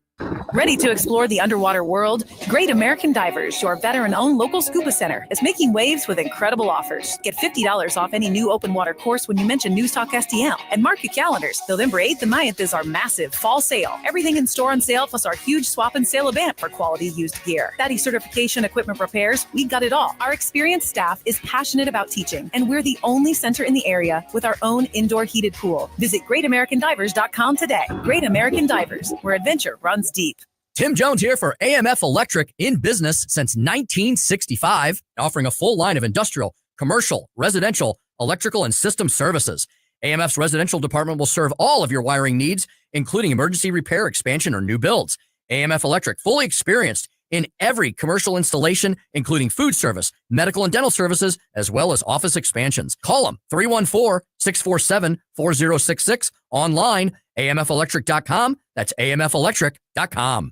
St. Louis's new choice for conservative talk. It's time that everybody wake up and pay attention. Live and local. Recent criminal indictment of Donald Trump. About the fourth one. The fourth one. The one he got the free gift with. Lunch I think it's a tote bag. This is News Talk STL. Hi, it's Randy Tobler here. Pour a big cup of coffee and catch my show every Saturday morning from 6 to 9. Right now, it's back to Mike Ferguson in the morning here on News Talk STL. I met a fan dancer down in Southside Birmingham. She was running from a fat man selling salvation in his head. One of the biggest promises that President-elect Donald Trump has made since not only he won an electoral landslide, but also Republicans have won the U.S. Senate and retained at least a narrow control of the U.S. House, is to get rid of the U.S. Department of Education and pursue school choice as a policy across the country. Well, on one side, that's cause for celebration. On another side, that is cause for apparently immense fear and wailing and gnashing of the teeth. Let's sort through it all and get to the reality. I'm Mike Ferguson. I am now joined by Corey DeAngelis, now with the American Culture Project and working with John up there. And Corey, great to chat with you again. Been a little while since we've talked. Appreciate you being back on the show. You're the man when it comes to school choice in this country and education policy, at least for those of us who believe government should have very little role of it. So let's talk about what's on the table right now. The election results, it's not just a win. I believe, along with other people, that it is a mandate for the Republicans won. And you can debate how, populist versus conservative and all that sort of thing. But the reality is Republicans are going into 2025 with a mandate from such big wins. Donald Trump made very bold claims and very bold promises when it comes to education. Let's go ahead and start with the big one. He says we need to get rid of the Department of Education. And there's a lot of people to say, Corey, there's just no way he actually meant that. We could never get rid of a department of anything. Can we do it? And should we do it? Yeah, we can and we should. It's an unconstitutional disaster. It's a huge waste of money. We send that money to D.C. and it's spent on useless bureaucrats. They employ over 4,400 people a year. It's crazy. And we've spent, since the inception of that department, about $2 trillion on education at the federal level. It hasn't actually improved any educational outcomes. In fact, some of them have actually gotten worse. It's just bureaucratic red tape for paper pushers in D.C. It's a waste of money. It's unconstitutional. The word education is not found in the U.S. Constitution. Therefore, it's arguably a violation of the 10th Amendment. And so if we abolish the department, it's not like that money's just going to go away and vanish in thin air, which is what's happening today. We would send that money back to the states, let the individual states figure out how to best spend that money wisely on their own constituents. And so that's what Trump means when he said, let's send education back to the states. It can happen. And Republicans are emboldened now more than ever to make transformational change. They have a trifecta, control the Senate, the House, and the president's office. And after COVID, this has really sparked a parent revolution to hold these politicians accountable. Before COVID, it wasn't enough to merely have a Republican majority. But now Republicans owe their majorities to the parents all across the country, the kids union, who have woken up after the school closures, after families saw what was happening in the classroom, all the indoctrination. The schools weren't focused on the basics. They were focused on left-wing ideology. And even independents said, to heck with that. We want our kids to be in a school that's aligned with our values. We don't want them indoctrinated with socialist ideology. And Trump owes his victory in part to parents who have woken up. He won with parents with school-aged children by about 9 points. That represents a 15-point shift towards Trump from 2020, according to CNN and NBC exit polling. Trump also won with Catholics by about 18 points. That was a huge shift towards the Republicans with Catholic voters, and Catholic voters are strong supporters of private school choice programs, which Trump has said that he favors as well. And look, Trump just didn't say these things as a one-off. This was a key part of his campaign strategy. He talked about abolishing the department. He talked about universal school choice. It almost seemed like every single rally, that was one of his top priorities, to have more freedom in education, which is another thing that we could talk about too, because for a long time, Democrats, they were the ones that led on education. They were the ones who won votes on education issues. Now, it reminded me of Glenn Youngkin versus Terry McAuliffe in Virginia. The GOP has become the parents' party. Independents and normal voters, Republicans in particular, have understood that, hey, the teachers unions controlling the Democrat Party believe that they own your kids, that your kids belong to the government, and that you shouldn't have a say in your kids' education. Normal people, independents, are shifting in droves towards the Republicans because they understand that the parents are the best decision makers for their own kids and that they should be in the driver's seat. Okay, so we know where Donald Trump stands on this. Republicans like to talk tough. Do the Republicans in DC, because we've heard a lot about draining the swamp and we've heard a lot about the administrative state and the deep state, do the Republicans who are coming in have the courage, in your opinion, to actually follow through? And just to put it in the perspective, I'm 52 years old, which of course is incredibly young and vibrant. I'm just saying, and I'm older than the Department of Education. It did not exist when I was born. So can the Republicans, or do you think the Republicans actually have the guts to follow through and dissolve an entire department? Well, the momentum is there. And this was even before we had this mandate with Trump winning in a landslide electoral victory, winning the popular vote, and Republicans taking control of both chambers. Guess what happened a couple of months ago?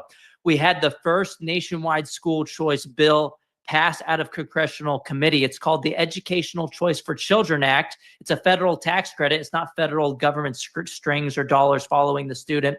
It's letting families keep their own tax money to spend it on education expenses. This would supercharge the red state momentum, the revolution already happening on the school choice front, while also expanding educational opportunities to families in places like California and New York, blue states that are currently controlled by the teachers unions.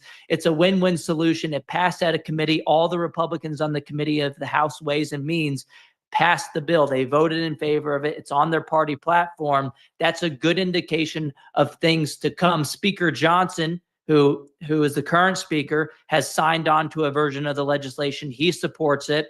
And 70% of Republicans in the current House have already co-sponsored the bill.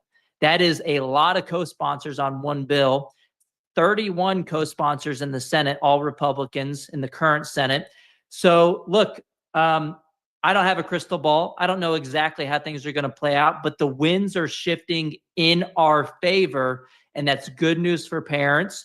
And I think it's because Republicans, they used to think that they've always believed in school choice. They've always believed in education reform, but they thought it was a political risk to cross the teachers union. But guess what? We've already crossed the Rubicon. The Democratic Party is a wholly owned subsidiary of the teachers union. The NEA, 99% of their campaign contributions, this is the biggest teachers union in the country. They went to Democrats. It's a money laundering operation. This is not a group that supports Republicans. They have a federal charter, by the way, which makes no sense. A labor union having a federal charter. Republicans, one of their first acts should be to get rid of and to revoke the NEA's federal charter. They're a money laundering operation for the Democrat Party. And people are watching now. Before, there wasn't a lot of pressure to vote for school choice. We didn't see all the nonsense through the Zoom school when the teachers unions held children's education hostage and showed parents through remote learning what was happening in the schools. That has crystallized the issue in unlike any way we've ever seen before. And now people who thought that they had their kids in good schools, maybe Republicans didn't know. They saw there was an A rating for their school and they thought things were okay. Those same parents have started to see test scores don't measure everything. And we don't want to send our kid to a school that's indoctrinating them with ways that are not aligned with their values. So those are the people who are holding politicians' feet to the fire. And the politicians are more afraid of parents than they are of the teachers union, particularly when it comes to the Republican Party. And that's why I also have a lot of optimism going forward, not just because we have a trifecta, but because we have a mandate from parents. If there's a Republican that is going to vote against education freedom, everybody's going to know about it this time. All right. Then where do we find out more about the work you're doing now with the American Culture Project and obviously on social media, Corey? Yeah, you can follow me on X. It's at DeAngelis Corey. I'll share all my work there, but you can find me. I'm a senior fellow at the American Culture Project. Look, the teachers unions, they figured out the left doesn't even have to have their own kids. They could shape American culture by infiltrating the government-run school system. We can take American culture back by striking at the root, empowering parents to choose schools that align with their values. That will slow down government overreach for years to come. And this is how we take our country back. And I think President Trump has figured that out here at the American Culture Project. Thanks for having me. You got it, Corey. We'll talk to you again soon. Thanks, Mike. All right, once again, just look up the American Culture Project to see what Corey is doing these days. I don't know if even a party that controls the White House, the Senate, and the U.S. House can still defeat the administrative state, as much of a monstrosity as it has grown into. But if there is a time in history where that can happen, this might be it. So stay on your representatives, stay on our senators. Obviously, a bold goal to dissolve an entire federal department is on the table. I personally think it's the best thing that could happen for education in this country. What do you think? 314-912-1019. This is 1019 and 94.1 News Talk STL.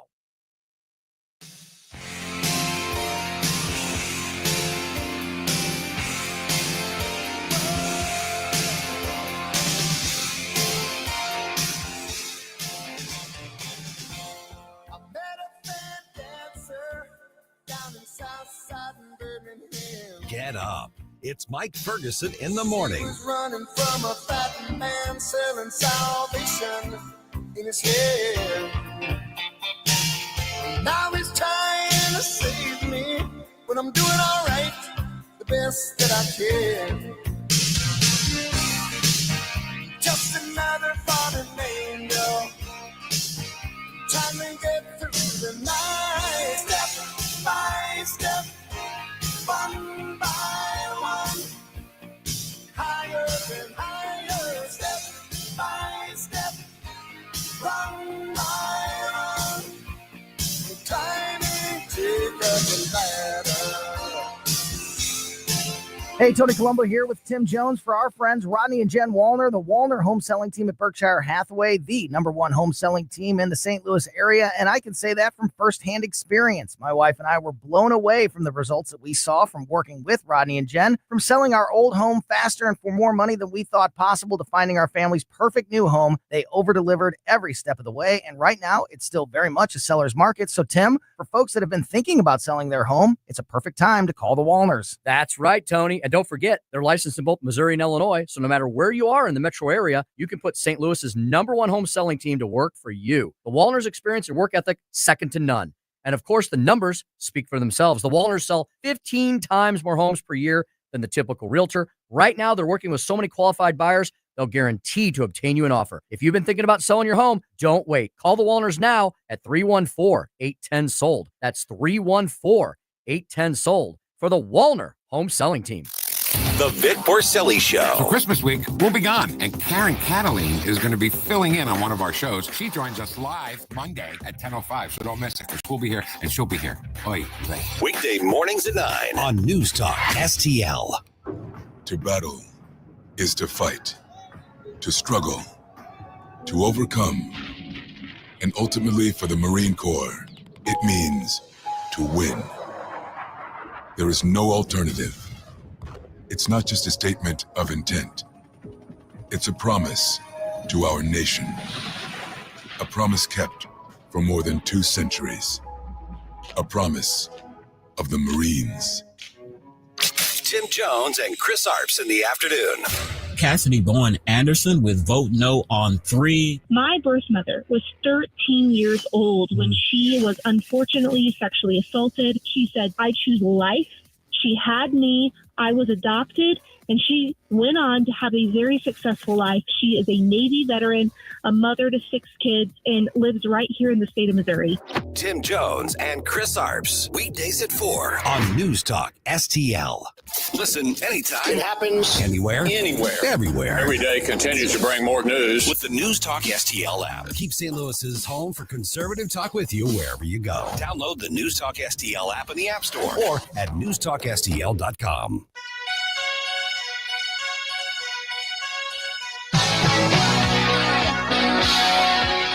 Hey, it's Joe Pags. Catch me tonight, but right now, back to more of Mike Ferguson in the morning on News Talk STL.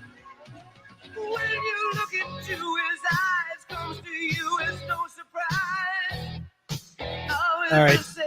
Kind of funny just scrolling through the what's happening, just like what everybody's talking about. They're still talking about this. I would call it a boxing match. Not a boxing match. Yeah. That was a sparring match. That was a light sparring match. And Clearly staged. He was holding back so badly. Goodness. I had just seen, on a news report they were talking about it. I just seen a newer clip of it that I hadn't seen before. I'm like, even in practice with the guy wearing the gigantic, pad around his midsection, he's got the hand pads and everything like that. You could see what move should be coming. Right. And Mike Tyson didn't do it. He did a little head bob. He'd move forward. He kept his hands. Like I said, he was basically biting his own gloves the entire time, and just kind of he'd do the little side to side, and he'd move forward. Yeah. No, that's usually when he would go body head, and the opponent would be on the ground, taking the other head off. Exactly. Which, by the way, if you haven't already, subscribe to our podcast, please. Yes. You can subscribe to News Talk STL anywhere you get your podcast, whatever your favorite one is. We be there.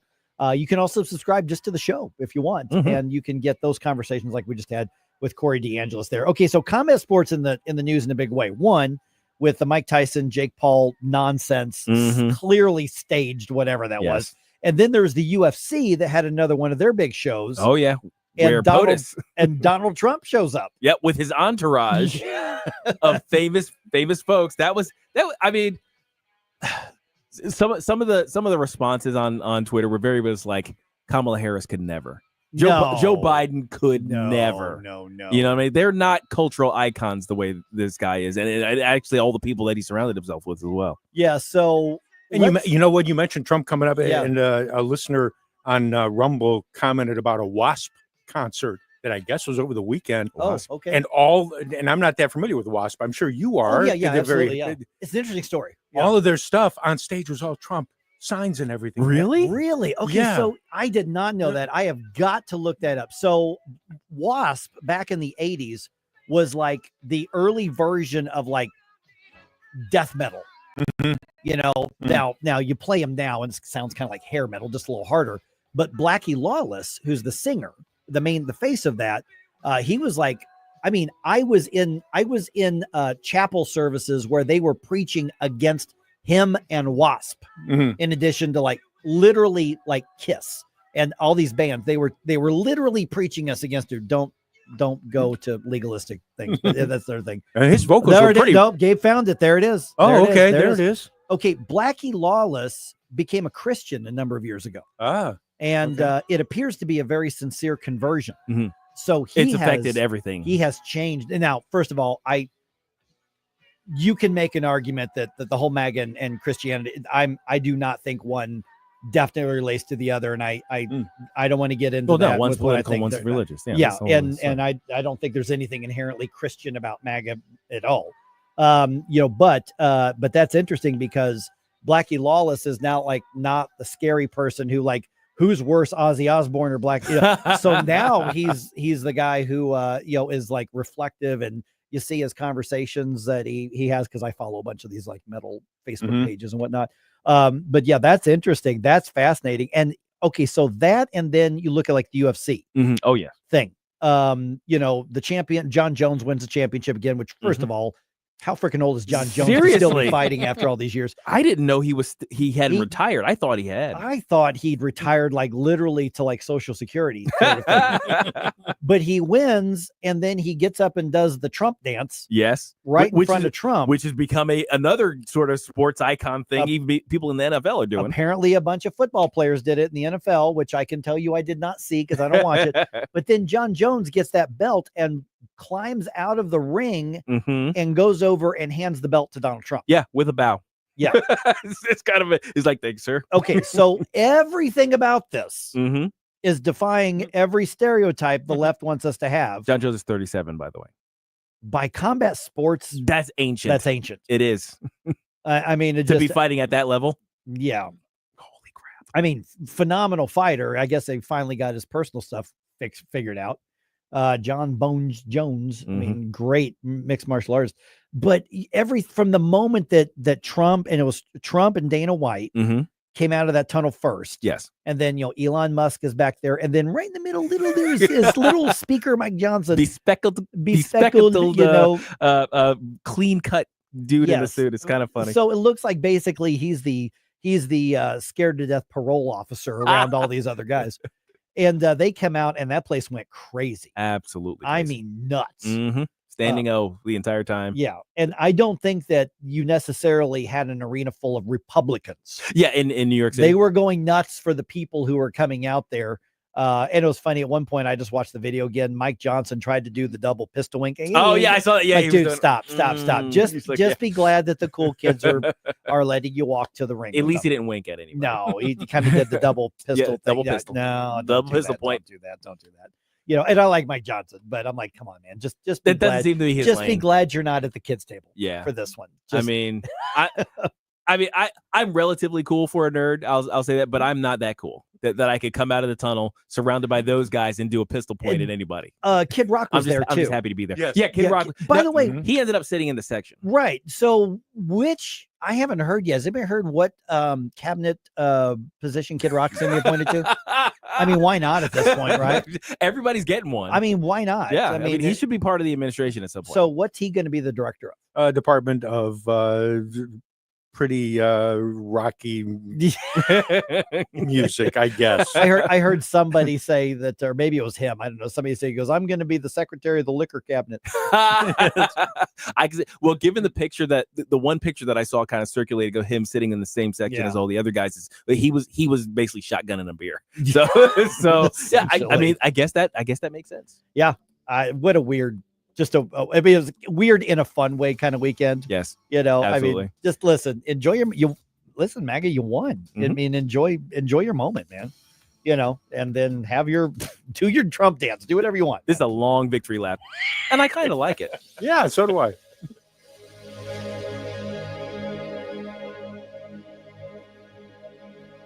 Number one for live and local conservative talk. I've been a registered Democrat for 28 years. I'm really glad you're talking about this. You gotta love these idiots out here. They think we're all stupid, I guess. news, analysis, opinion. Totally agree on that. I disagree with you. It's over. Very upset. Thanks for taking my call. Thanks for taking my call. Thank you for taking my call. Thank you very much for taking my call. Wanted to ask you really quick. Is there room on the bandwagon for me? 101.9 and 94.1 News Talk STL. Jewels on Hampton and St. Louis Hills is paying some of the highest prices on gold, silver, diamonds, semi-precious colored stones, coins, flatware, and fine watches on site. Jewels on Hampton is a premier jeweler featuring Alvanza's jewel art designs with an exquisite selection of diamonds, semi-precious stone jewelry, and vintage watches. Their expert design team can restyle your jewelry to today's contemporary style. They also do jewelry and watch repair. Need extra cash? Jewels on Hampton is paying some of the highest prices on gold, silver, diamonds, semi-precious colored stones, coins, flatware, and fine watches. Bring in your collectibles and clocks and sports memorabilia and figurines too. Jewels on Hampton, 4506 Hampton, just 3 blocks south of Chippewa, and jewelsonhampton.com. Call them at 314-752-5000, 314-752-5000, and jewelsonhampton.com. Jewels on Hampton. Do you owe the IRS $10,000 or more in back taxes? Are you being audited or investigated? Has the IRS sent you a letter demanding payment? You may not owe what they claim. Make this free call to the tax doctor now. Let them negotiate with the IRS on your behalf. 800-240-4586. 800-240-4586. That's 800-240-4586. KLGY HD3 Clayton, K270BW Bellefonte, KNBS Bowling Green. This is News Talk STL at 101.9, 94.1, and all.